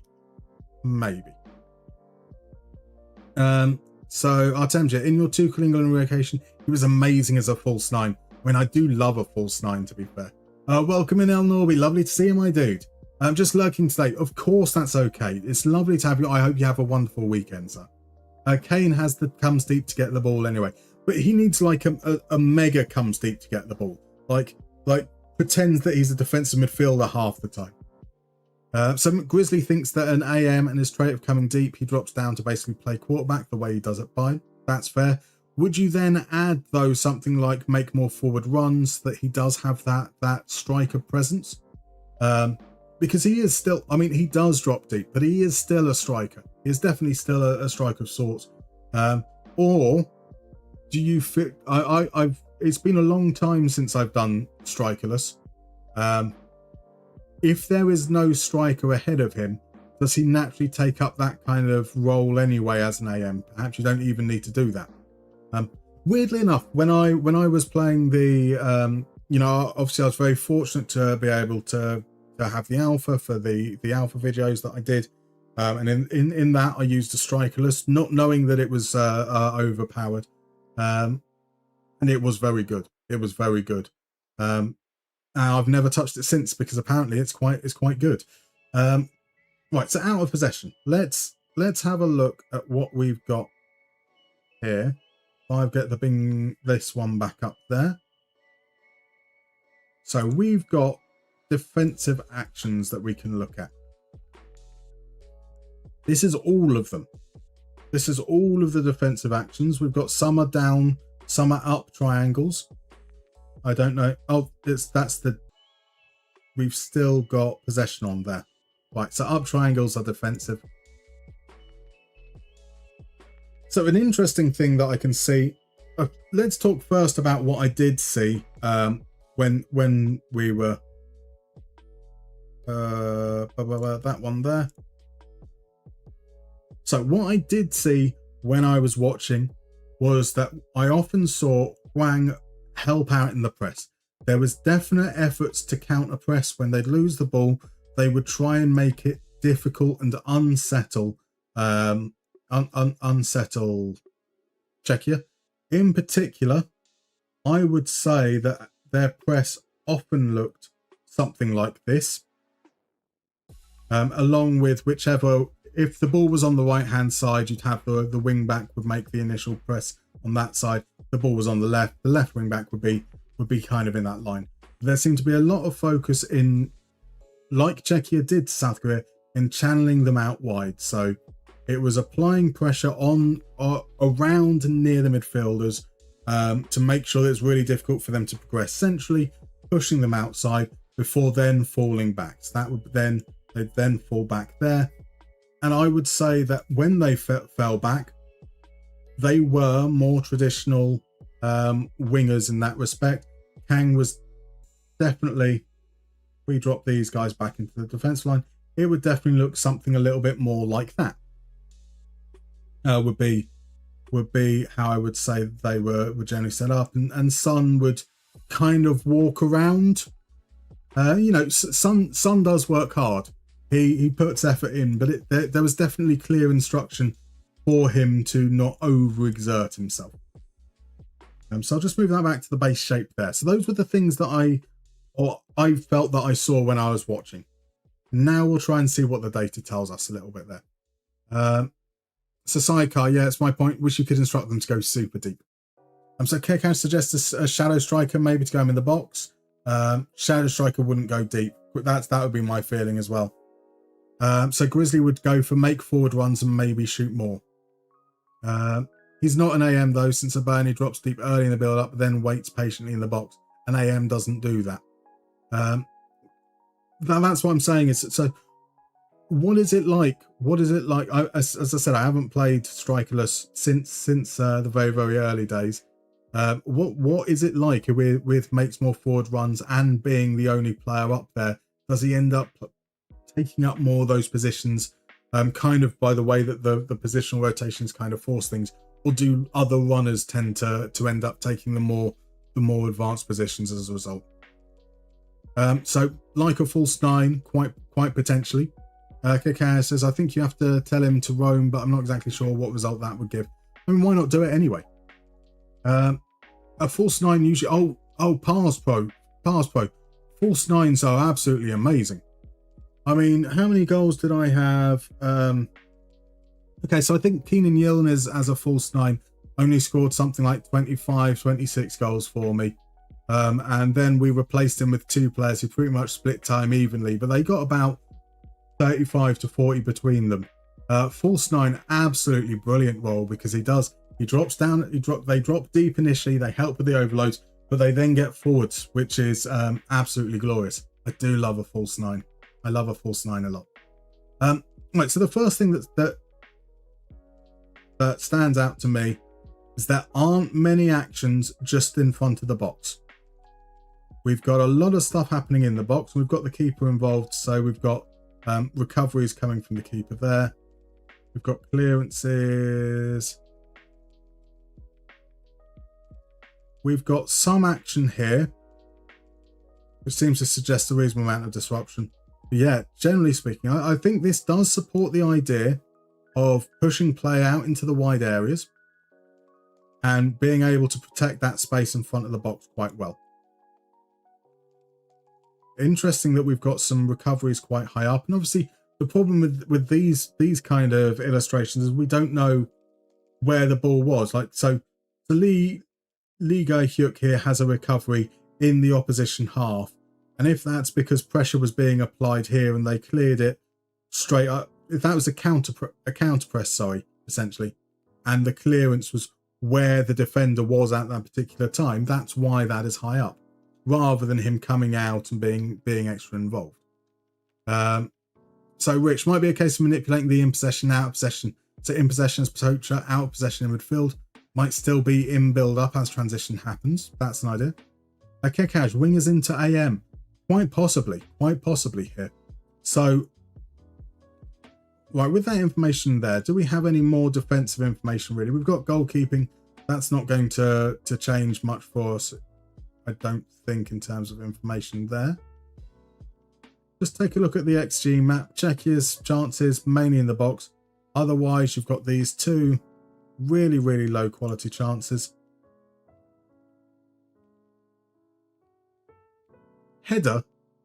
Sadalek is being credited with a header from 35 yards out. Okay. Wild if you ask me. So if we pull these guys back here, so one thing I've certainly seen is tracking attacking midfielders can end up in those positions there. That's great. That gives us a a 5-4-1 shape that I quite like.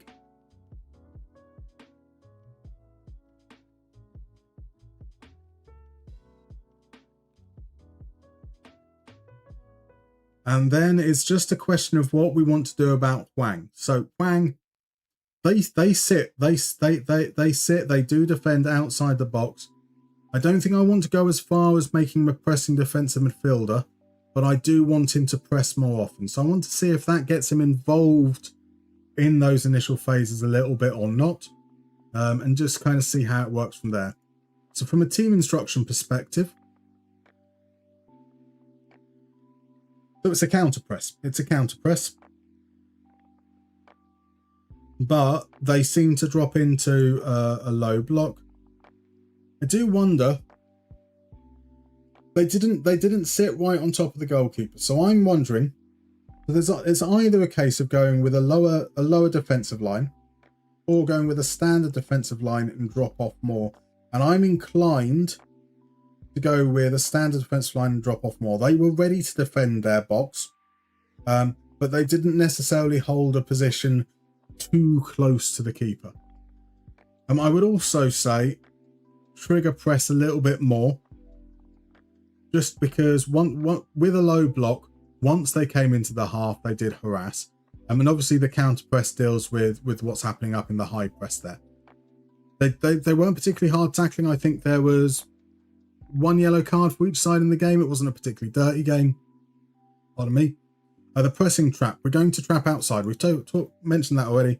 We're going to invite crosses because that keeps us narrow defensively as well. So I think that is our formation potentially. Passway recent played strikerless Scotland with McTominay as a shadow striker. He doesn't play like a striker, making the runs into the box like an AM does. He's just not properly marked. It's those arrives late and box runs. It's deadly, but not like a natural striker. Also doesn't do much in build-up. I did notice, yeah, the shadow striker definitely doesn't do much in build-up. So what I found, I was doing a Jesse Marsh type thing in the alpha, and the match ends being changed. As an advanced playmaker, I noticed that the advanced playmaker, without being told to get further forward, was really, really quite advanced. Annoyingly advanced, I would say. So Kekash, what is the site? It's the Opta Analyst site. So this is the same site I use for Power League rankings. Just Opta Analyst. I think the actual URL is theanalyst.com. Let me pop that there. Theanalyst.com. Oh, there we go. Beautiful. I find their visualizations really straightforward to deal with. I only learnt about the chalkboard being allowing you to select a zone though whilst on stream, and I am so happy with it, like ridiculously happy with it. Which is glorious there. Let's pop back to that bit there. So I think this is what we go with. I wasn't meant to make the actual changes on this one, so hopefully these players are all going to look to be in the right place when it comes down to the team sheet. So let's give that a save. We're going to call that one Career 1.0. And obviously, well, hopefully we've nailed it perfectly first time and there won't need to be any tweaks whatsoever. But as we go through games, I expect we might need to make some tweaks. So I'm just going to quickly pop to this one here and clear that slot. That was the one we put in initially. So combined, it's looking like that. It's a little bit more funky. I do like a little bit of funk, so that's very much in my wheelhouse there. So let's have a look there. Responsibilities we can decline, and we can head on in, hopefully get a couple of games in the stream as well. Who'd have thought it? Who'd have thought it? I don't know how long this has been going, but we actually hit continue today. Bloody hell. Welcome in, Neda Kirill. How you doing, my dude? How's the weekend so far? A sidecar, one of your favourite systems was a 3-4-3, which had a false 9, a shadow striker, and Trek. The movement was nuts. In FM23, but the overloads and runs off ball with a Volante running in from deep was dreamy. That sounds pretty awesome. That does sound pretty awesome. One of my favourite formations was also in FM23, but it was a double false nines on the outside with a complete forward. And I'd either work it as a 3-4-3 or a 4-3-3. Change depending on personnel and opposition and stuff. But having false nines on the outside was like they made amazing wingers. They drop deep, they'd move on, they'd have their stronger feet on the outside, they drop deep, they turn with the ball, they'd then play as wingers, and it's glorious stuff. Glorious stuff. South Korea squad numbers to be decided. I do not know the squad numbers. I would do it accurately, but I don't know them. And I'm not going to go between things. Obviously, we know Lee Kang. What do I mean? I don't know them. They're on the visualizations we were using, but I don't want to go back and forth between them. So we're going to focus on the low block. We're going to focus on building, defending corners, attacking corners. That's all nice and normal there. We press continue. We did indeed. Now, Mr. Grizzly, speaking of funk, Warwick makes great funk bases. They are known as rock bases, but they're actually made for funk. Well, I mean, quite famously, Stuart Zender of Jamiroquai used a Warwick base, and they've got lovely clarity. The thing about Warwicks, they've got the beautiful low end. You've got the boom, boom. Oh, it's wonderful.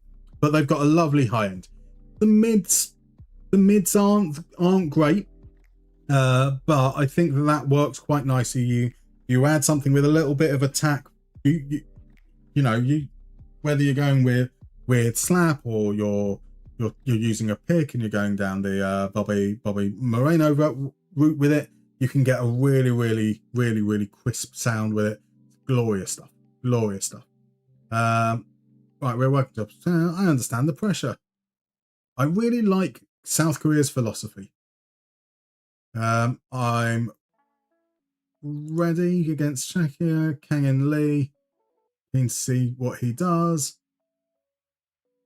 Worried about the age of our squad. I think the current squad has more to offer. I will select those who deserve to play. Some for managers are famous for their hands-on approach. Others maintain a more reserved management. How do you see management? I think works best when players feel valued as footballers. Valued as footballers is the most important thing for sure. RJ, immersion, ruin, fake numbers, shocking. Do you know what?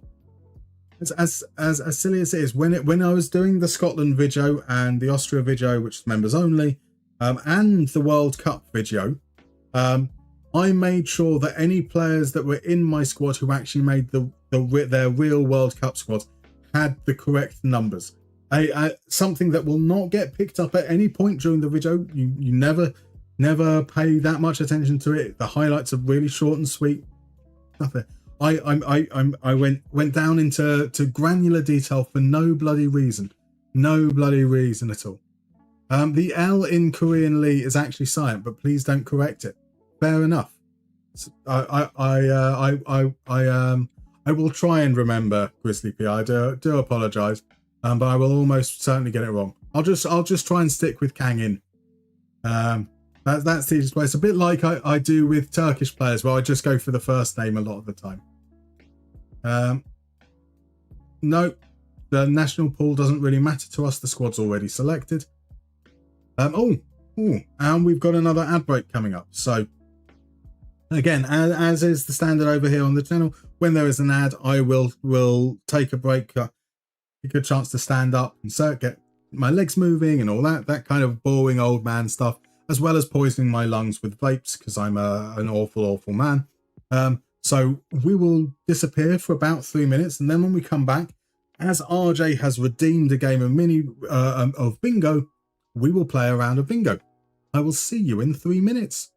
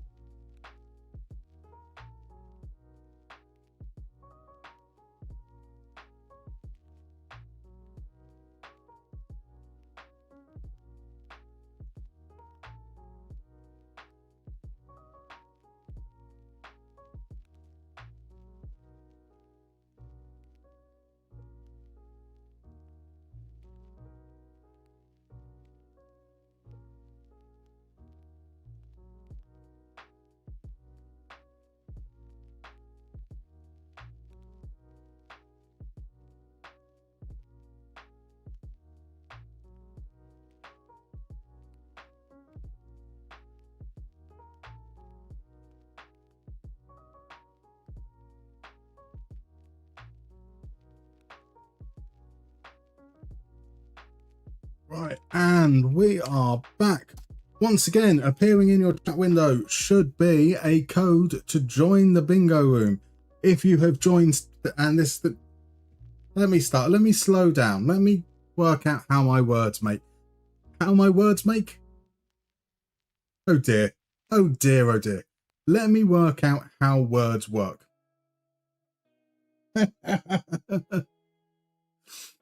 So, if you haven't played before, really straightforward. You pop on over to the link and you join up to the lobby. Once I click start, every single player gets a unique bingo card with 16 squares. Those squares will contain clubs or countries or competitions or other players. We then all get the same list of 60 players, one at a time, and we have 10 seconds to decide whether that player matches one of the squares on our bingo card. If it does, you click on that square. That locks it in. You can't undo it. You can't put another player in that square later on. If they don't match, you can wait for the 10 seconds to run out, or you can skip. And by the end of it, the aim is to have 16 squares correctly filled. Now, we played bingo a little while ago, probably about 45 minutes, an hour or so ago, and nobody got bingo. That is a rarity on this channel. That is a rarity on this channel. There's some exceptionally well-informed football eggheads in the chat here. But don't worry, if you're worried that you might not do so well, there's nothing to worry about. I won't do so well. We can be rubbish together. So what I'll do is I'll leave it about a minute, maybe two, give people a chance to sign up, and then we'll head on over into the game. And whilst we've got that going, we will hopefully, we've got a couple of days to go in the press conference, so we can squeeze a little bit of a press conference in, and maybe once we come out of bingo, we'll be able to go into the first game. So start group fixtures. We're going to be positive. How are the players dealing with the hotel environment? I have absolutely no idea. I'm not able to ask them. What's the general feeling about the increased media presence? I can't ask them that either. So, I mean, lovely colour questions. Shame I have no way whatsoever of being able to make any kind of assertion on that. So we are going to make. They reckon. Kim saying, yeah. Well, I mean, you're second on that list for a reason. So let's make the keeper the vice captain, and then we'll just do a whole load of that for a bit. Acknowledge and move on, and we should be good there. And then I'll pop back to bingo, and we're ready to go. So Grizzly accidentally chose Seth Curry instead of Stephen 82-0. That is bad. That is bad indeed. And RJ, English is hard. RJ, I mean, it's embarrassing that as someone who speaks it natively, it is hard. It is far too hard. Your English is better than mine, which is a worry. Right, so here we go. We've got Francesco Toldo, a phenomenal goalkeeper. Let me run through these. Van Gaal, UEFA Cup, played in World Cup final, German at Inter Milan, English player, UCL winner, Manchester United player, World Cup winner, Barcelona, played with Buffon, Africa, French, Rangers, Milan, Portugal, German League. So Clint Dempsey, we can let that one run. Randall Kolo Muani. Was he in the squad? He was in the squad for the last one that they didn't win, so I don't know why I was even thinking about that. Thibaut Courtois. I think the managed by Van Gaal one is the one I'm going to be most scared with. Right, a little hint, guys. If it says a player and then played with, Buffon has not played with himself, so that wouldn't count there. Montalivo was at Fiorentina. Could they have won the UEFA Cup? Could have done. But I'm not feeling confident on that. Sully Ali Montari, Portsmouth's finest African player. How about a little bit of Riccardo Calafiori? Riccardo Calafiori was at Bologna before Arsenal, so I don't think he matches any of these. Casemiro. We could play Casemiro for Man United. We could play Casemiro for UCL. So we'll play him for UCL. Just because I'm never as confident on those ones. We can play Joe Cole for England. We can play Marco Materazzi for World Cup winner. That's obviously the Marco Materazzi Zinedine Zidane instant. Evan Ndicka is German. I ran out of time anyway. Samir Nasri. I don't know. Could he have played in a World Cup final? I'm not sure. Francisco Conceição is Portuguese. Is that Juventus, isn't he? So we'll leave that one out there. Rogerio Ceni. Gonna skip that one. Philip Cocu has to have been managed by Van Gaal at some point in his career. Surely. Yeah, we're doing it. We're doing it. Has Johan Cruyff won the UEFA Cup? He's played in World Cup finals. Oh, no. That's why I should stop and think. Jan Oblak, we can skip there. Johnny Evans, we can play for Man United. Alvaro Morata has played for a lot of teams. I don't think he's played... Has he played for Milan? I'm not going to risk it either way. John McGinn. Third John McGinn is most definitely a Europa League winner. Oh, you spicy meatball. I love you, John McGinn. I didn't play Johan Cruyff played in a World Cup final. I was late on it, and that means I've ended up playing Philip Neville as played in a World Cup final. Wow. That's not how I wanted things to go. Ivica Olic, we're going to skip on there. Giacomo Bonaventura. Yes, Rianessa, you can skip. So you can let the time run out, or you can skip. You get 60 players in total to potentially come from. Has Gundogan ever played for Inter? Could have done. I'm not confident on that one. We're playing for Barcelona. Could have played him for the German league. Ben Seguir is in France with Monaco. His whole career's been in France, so we can skip that one. Marouane Chamakh. He feels like somebody would have ended up at Rangers at some point, but I'm not confident on that. Ricardo Rodriguez definitely plays in the German league. He's with Wolfsburg, isn't he, at the moment? Dennis Zakaria. Oh, where did Zakaria end up? No, it's Timuri Bakayoko who ended up at Milan, wasn't it? Radamel Falcao, we're going to skip. David Ospina. Feels like someone who could have been a backup at Milan, potentially. Juninho Paulista. It's going to be a skip. Filippo Melo. Whilst at Juventus. Henningberg, I'm skipping. El Hadjouf, I'm skipping. Gianluca Vialli. I don't think he played for Milan, but I'm playing it anyway because for some reason I can see him in a red and black kit.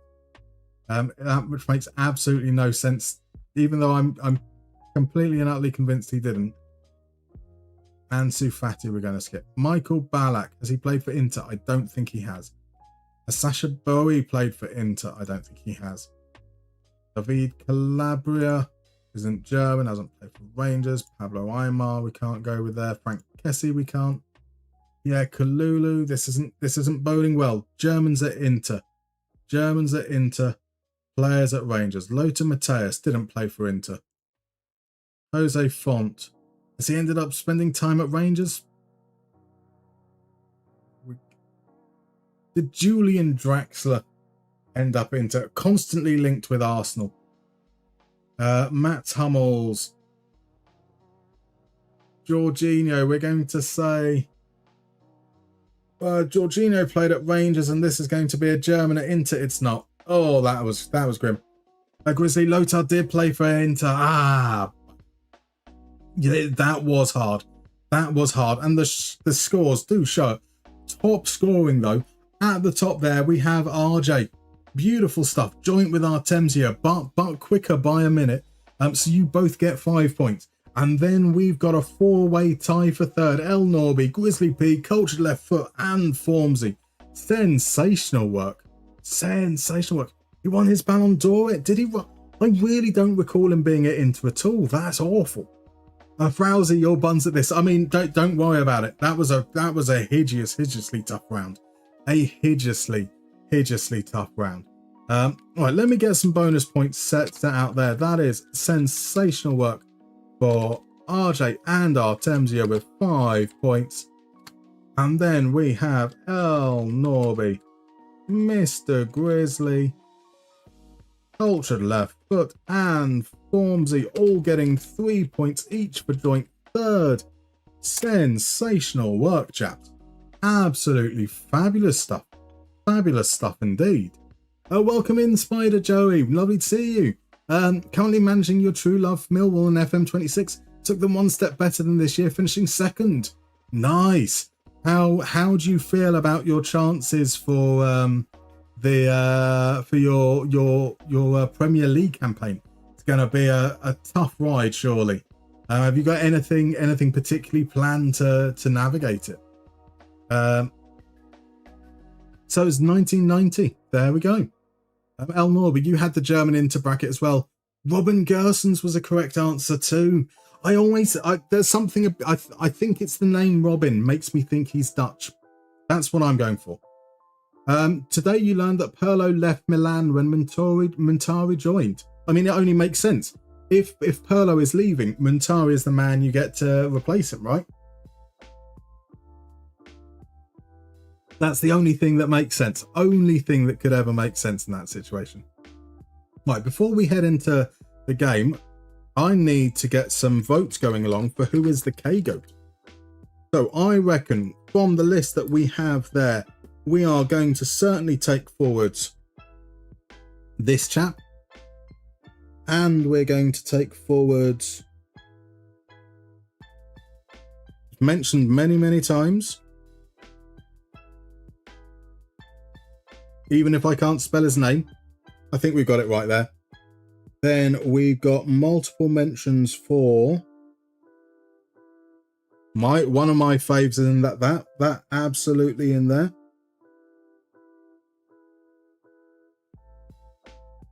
And shockingly, the Milan player with the most mentions. Sorry, excuse. We're going with the Milan player who got the most mentions. Oh, that voice is going. That voice is going, definitely. There's the cough. So, who is the K-Goat? I just need to write this up on over on YouTube's poll as well. So we've got that chap, and that chap. So for the next 10 minutes, votes are open. We are asking, who is the greatest player whose surname begins with the letter K? Is it Mario Kempes? Is it Kvaratskhelia? Is it Jurgen Kohler? Or is it Kakbar Kaladze? I know RJ. You wanted company in there, but there were a surprising number of people that mentioned Kaladze and Kempes and Kvaratskhelia and Kohler. Sadly, just missed out there. Spider Joe, always loved all your content, and so you're currently taking a break from club management, seeing what you can do with England before trying out a different international team based on data. Nice. So have you done anything particularly outlandish with England? Have you picked somebody who maybe didn't make the squad in real life, or gone for something that most people wouldn't have gone?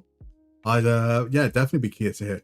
A pass pro, the Montari and Gattuso midfield. Who dares playing against you? scary stuff, isn't it? That would be scary, scary stuff. Welcome in over on Twitch, Rianisi. Lovely to see you, my dude. Thank you very much for the follow. I don't know if you were still over on YouTube when I was replying. I did pop a little chat over there in the chat window. So yeah, I'm becoming a big fan of the 4231. Sorry, the 4321 Christmas tree. Seems to work in every circumstance I've had to use it. Right, let's get some of these guys, all of these guys even, on the bench. Pardon me. And then we can head on in. So I think this is kind of what we want. A slightly weird looking 3-4-3 that drops into a 5-5-4-1. We're expecting the tracking attacking midfielders will end up coming and covering on the outside of the defensive midfielders to create that 5-4-1. Let's see how we get on. So RJ's refusing to vote because company didn't make the grade.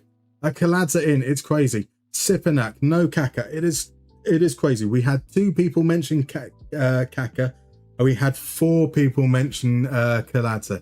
I am as appalled as I am shocked, being that I am a big Kaka fan. Closer didn't make it, sadly, Kekash. No, as I said, they were amazing players. I mean, company didn't make it. Keegan didn't make it.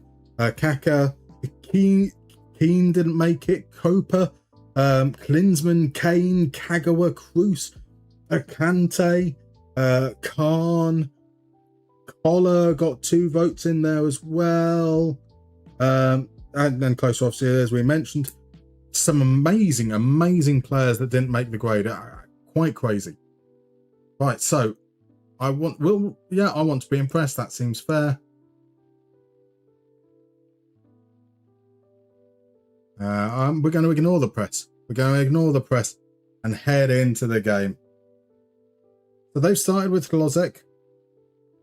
God, that looks like such a mess, that formation. What an absolute mess of a formation that is.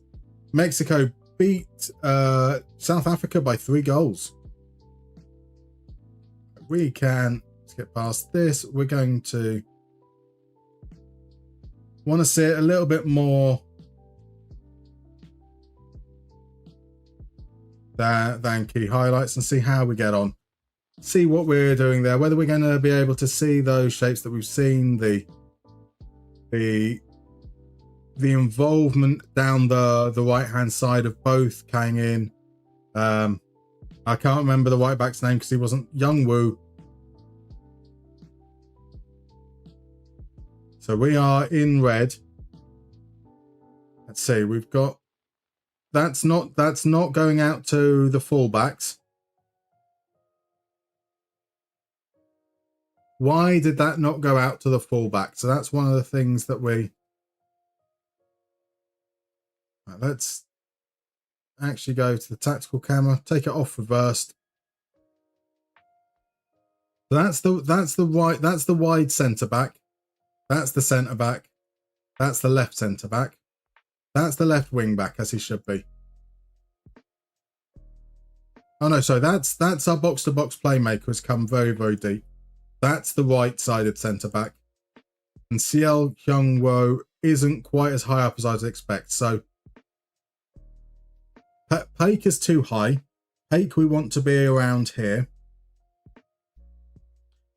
Kang In is in about the right position. If we had Young-Woo further up here, that front line would look about right. You down there now. Lee Han-byom needs to be out in this spot there. So I think that might need to be the first set of change. And so, because we don't have a player out there, you could have gone out that way. So maybe we need to tell the goalkeeper to distribute short as well. We just had it on distribute to, I think, we said distribute to full back. So let's say short. My first change in here is to do this.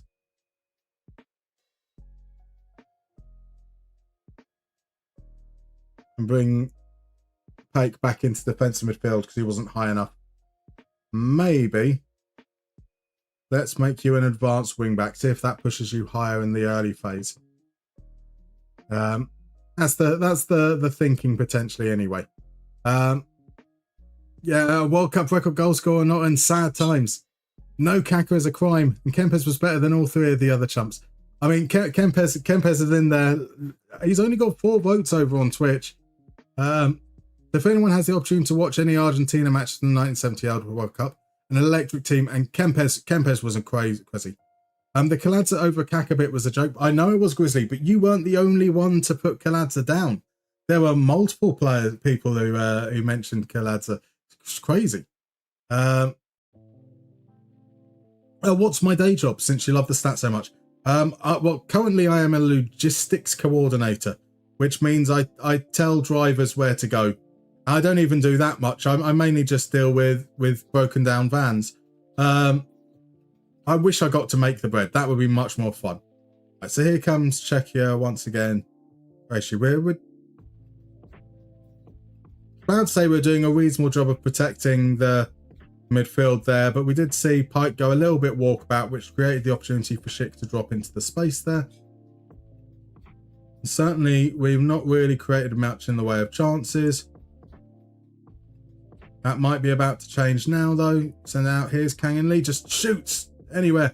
The wonderfully named Thomas Holes. Right, here comes Czechia once more. Shoe foul, sends it into Sulk. We managed to get it away. Only as far as Eurosec. Eurosec here, we pop back. So Kang Lee is in the position we want him at. So we've got our 5. That's nice. Got that there. Lee Jae-sung. So the attacking midfielder, these guys are both attacking midfielders. We can see that as the ball's over on this side, Kang Lee definitely drops in there. But I do really want Lee Jae-sung over here. Kind of want Paik a little bit more over. I mean, we're doing a great job of screening Salt, which is fine. It will be difficult for them to get the ball into Tlozek, but this is currently the danger area from what I can see. So that might be something that we need to address. Let's see, Euroshek. Going to cross it in, and we managed to claim that nicely. That's fine. Let's give a little bit of encouragement to them. Artemza, are you using the same players as the real game, or will you try and find players FM profiles match for? It's the exact players that started the game. So yes, they're not necessarily going to be, you know, there's always going to be a subjectivity to whether the players are necessarily suited for the roles based on their FM stats. Oops, Solskjaer's gone down injured. Oh, off the ball as well.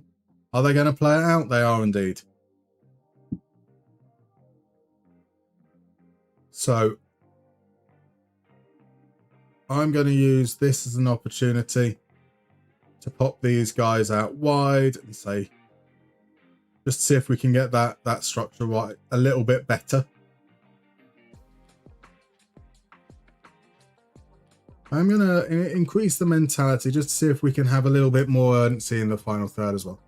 Kepa, Kolo Moani, great players. Copper should have made the final list. I mean, you were the only one to mention Copper, which is I'm also very sad about. Did nobody mention Coxis? Nobody mentioned, yes, well, apart from Grizzly, I mean.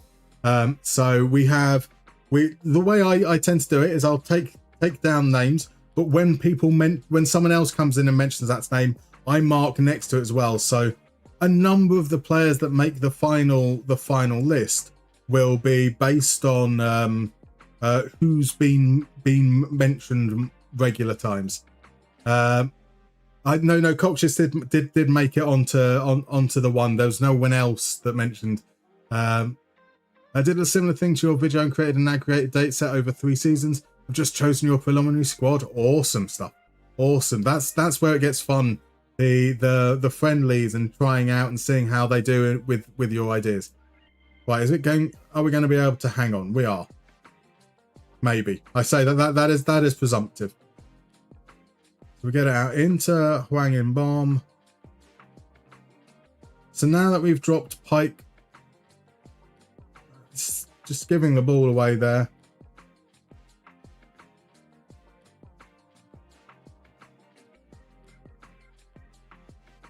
That's okay. Are we going to, is he? So looking at that, the only option inside was Haesung, and there was wasn't really the pass on because he was tightly marked. So I understand why he kind of held on to it. That's a thing we want to see. That's nice. What's going to happen here though? Hwang In-bom to Kang Lee. Pike's going to shoot from distance, isn't he? He is indeed, and that was always going to need something special to score there. So let's see, Hornacek. A lot of highlights into the end there. What? What's that for, ref? What on earth? Nonsense. And that's what I don't like about the tracking wingers is I've got to remember that I can keep on pausing. Oh. And then when I press backwards, it stopped the highlight. Okay. The tracking wingers often end up right on top of the fullbacks, which I don't like particularly. It ends up with two players often not marking any player at all, and that obviously creates space elsewhere. So plenty to think about. Plenty to think about.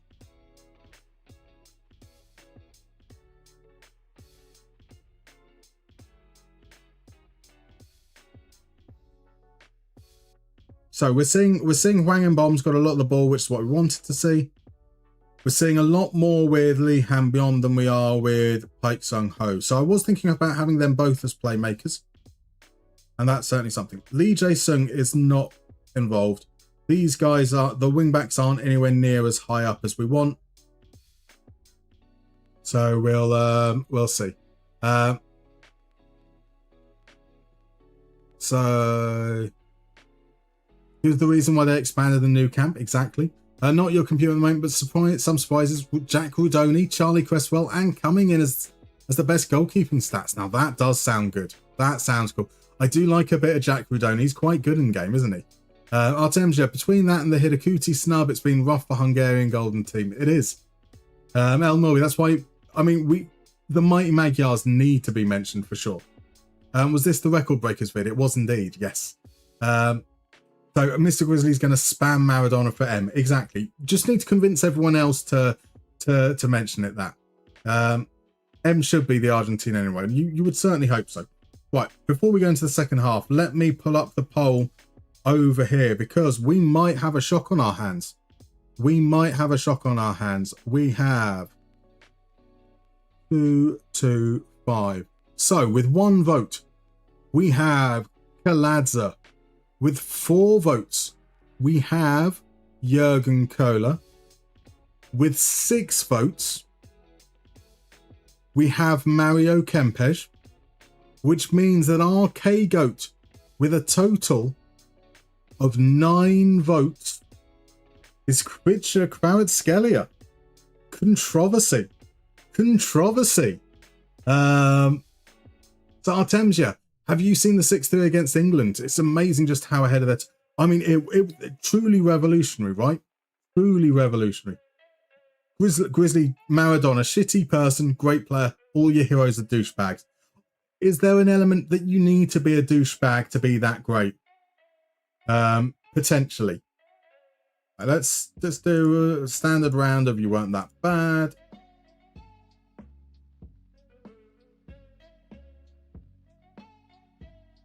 So I think I preferred them as tracking attacking midfielders. That's the first thing there. We talked about maybe having Jae-sung as an attacking midfielder. If we tell him to make more runs. We did see Lee make one nice run to be found, which I quite appreciated there. I'm thinking we go deep line playmaker there. I think we push Sul-hyung up as a wide midfielder to try and get him higher in that initial phase, so we can get that almost 4-2 build-up shape.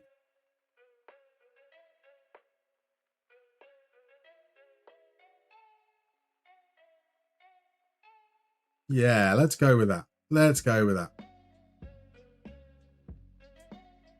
So Artemsia is already preparing mentally for the inevitable McGinn appearance in the final poll. Like, Artemsia, I mean, look. If he gets nominated, there is a very, very good chance he makes the final four. That is for sure. But I don't. If no one from chat nominates him, I don't nominate players. So all you've got to do is convince people not to type his name into chat at any point whatsoever. YouTube crowd under 25 years old confirmed. That doesn't seem. 2 good seasons. He is very, very fun to watch. Very, very fun to watch. Future generations will watch these streams and think Tony Hibbert and Kaka Kalabza were Cafu and Roberto Carlos. Exactly. Can't wait. Yamal, the Y goat at 18. He's already been anointed as the next Messi. How could you argue with that? Oh, that was a good chance to do something with it, and then a really, really rubbish pass. But we have got a free kick. Mbappe ahead of Maradona and Messi. It could well be. It could well be. Here's Son. Into the wall. Boo. Welcoming QT22. Ice cold beer, spicy bolduck, Musterman and FM24. Anything closer to heaven. That sounds like a fine setup for a Saturday. RJ, if that happens, you legit mute when we do that list. I mean, you never know. I mean, there's still a chance. You've got Lukaku coming up. Next is going to be L. It could be the moment. It's a modern GOAT, and it worked for Hazard quite controversially. So El Norby, not the whole match, just the recap, but the Puskás dribble was smooth. Just Hungary was just so far ahead of the game tactically and understanding how each other worked. The cohesiveness. Oh, it's beautiful. It is a beautiful, beautiful thing. Here's Eurosek. Sends it in. Shit. But Lee gets the header away. Kufal back in. Lozek. Great save from Kim. Great save from Kim.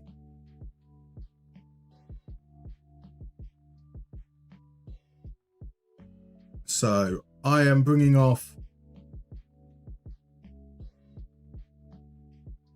No, undo.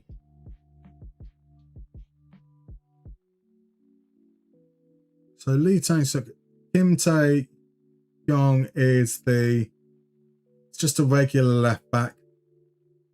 Who's Moon Hwan? Moon Hwan's the player I want to bring on. Let's try and get him on there. And let's bring on Hwang Hee-chan. And let's bring on O. I was talking how I like the way that the false 9 drops deep and then gets into the box. So let's give that a try just to see if that's going to bring us a little bit closer to what we want. Haven't really seen much of Son. We do see Hwang getting involved, which is good. We've seen Pike getting involved. Just really need a little bit more. There's the ball in behind. He's about to be subbed off, but he gets the goal. The flag is up. The flag is up almost immediately.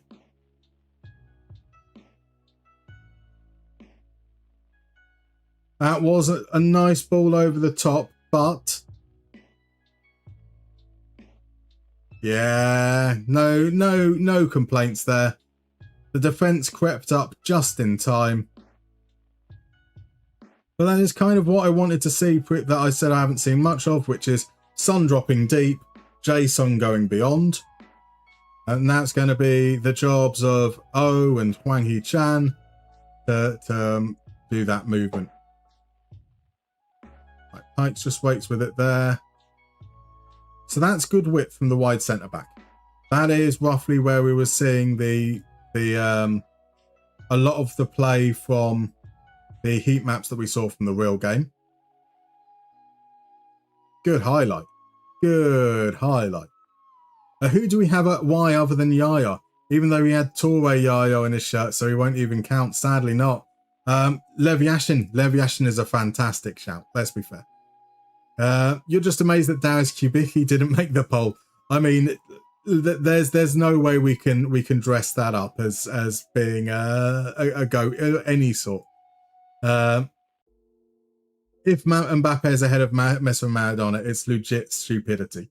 I mean, surely that doesn't happen. I'd be shocked. And I mean, we've had, as much as you complain about the young'uns, we've had Garrincha made it in, Beckenbauer made it in, Jairzinho made it in. We've had good representation across a wide variety of eras, which I really like. I think it's quite nice. Could it be Tony Yeboah, Dwight York, Yakubu? See, fabulous suggestions. All that should, all none of them fit enough to lace Yamal's boots. Right, let's bring Pike off. We're going to bring on Park Jin-sob like he came on in the other game. He's not a wide centre back anymore. He's an inside fullback. So that change was one that I think has definitely been good. I do wonder whether we should be doing that on the other side as well. How kamikaze is this for us? We do get that split that we were kind of looking for.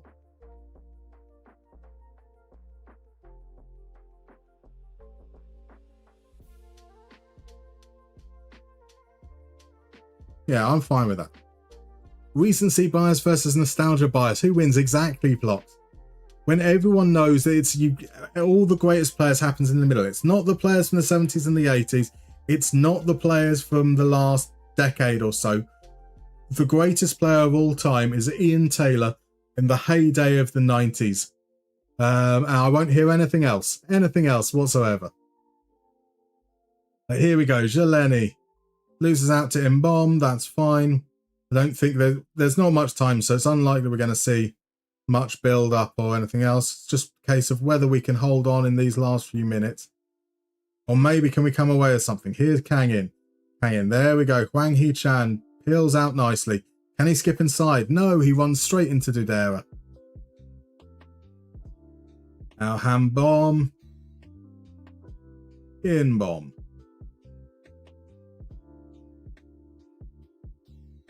Now is so that looks like a normal back three in possession. Then as we push forwards, O's in behind. Oh, it's offside anyway. And football peaked in 1954, and you won't be convinced otherwise. I mean, I can't say I agree. Unfortunately, there was some awesome things happening in 1954, but football's definitely got a little bit better. RJ says you haven't seen Pele play, but you know he's a GOAT. I mean, is that more fool you for not working beyond the assumptions and actually making sure that you're proving that he is, and not just relying on other people's words? Zlatko Zajovic for Z, absolutely. How many other Zs are there? Let's be fair, there's got to be a limited amount. As we win a header at the near post in the last minute, we're going to fizzle out for a draw. There are some positive signs there. Positive signs, definitely seen some things that I like and some things that I don't like. Zidane, of course. Oh, Jesus Christ.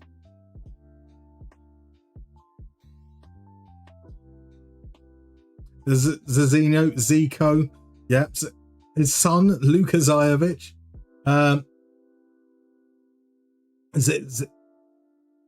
Zico versus Zidane should be an interesting one. Yeah, it should definitely be an interesting one. I mean, that wasn't a great game from either team.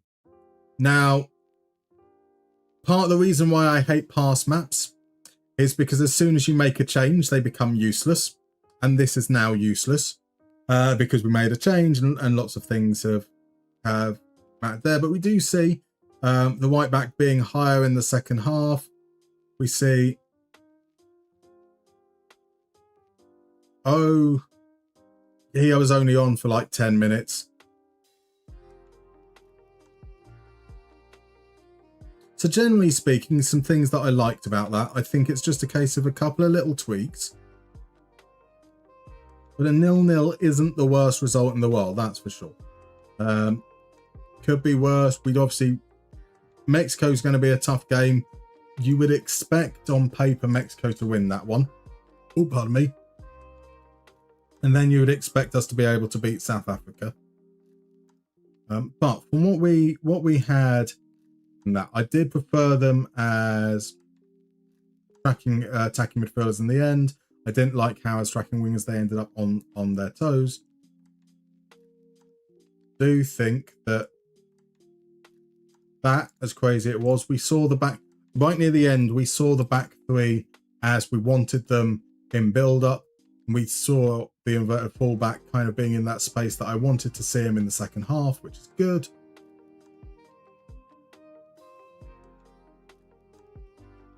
The deep line play. I'm not sure about Pike's role. Is the honest. This is still, he was too high up in build up as a central midfielder. So I'm not so keen on that. I thought we saw good stuff from Lee. We saw him running down the wing. We saw him coming inside and being on the ball in those half spaces, which was great. We didn't see enough from Lee Jae-sung. So I think as a attacking midfielder, as a shadow striker, maybe we look at that a little bit more. Maybe we end up looking at something like that as we moved him up to the right midfield. So we've got that three there. That's the problem. Lita needs to be in this spot here. Is that what we need to do? Is that what we need to do? Is we need to say, actually,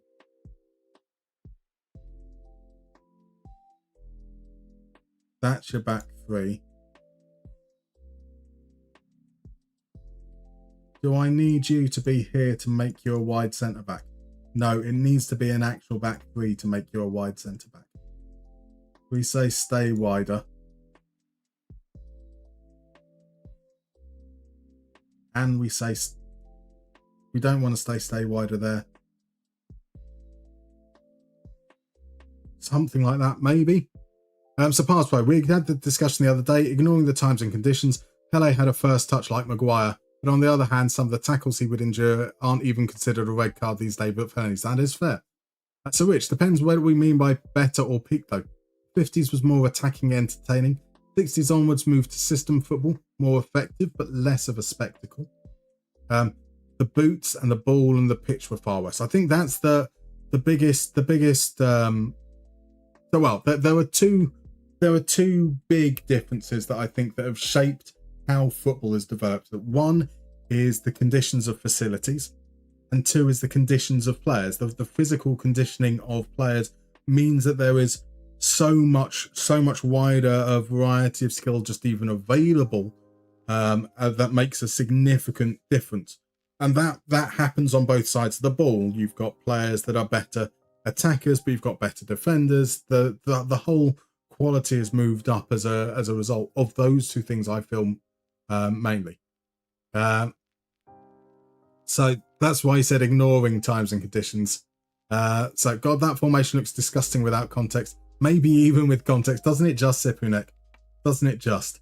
But I mean, they're basically on top of one another, which is crazy there. I think that's how we'd move forwards, and that's going to have to be, I'm afraid, for another time, because that's where the stream's going to come to an end. Now, there's the possibility that I pop this for a video on Tuesday. I've got a video which I've recorded some of the voiceover already for this morning planned, but I might push that back a week and see this through, or we come back to this on the stream on Thursday. I'll have to make some decisions about that off air, but either way should be good. Either way, I am back streaming Thursday morning at 11 a.m. GMT. So let's pop on over. If you pop on over to Discord, that's where you get all the lovely little informations about what's going on in the world of Musterman. Did you say stream until Scotland plays? Dear God, I can't do that. That's for sure. That would be quite horrendous.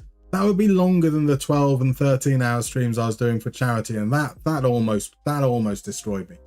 Right, YouTube. I'm going to say goodbye to you guys first. Thank you very much for coming along. It's been an absolute pleasure. as I said, video coming out on Tuesday around 3:30 p.m. British Summer Time. Back streaming Thursday morning at 11 a.m. Love to see you guys there. And thank you so much for coming along. And then Twitch. Shall we do the whole raiding thing? I mean, that is the done thing.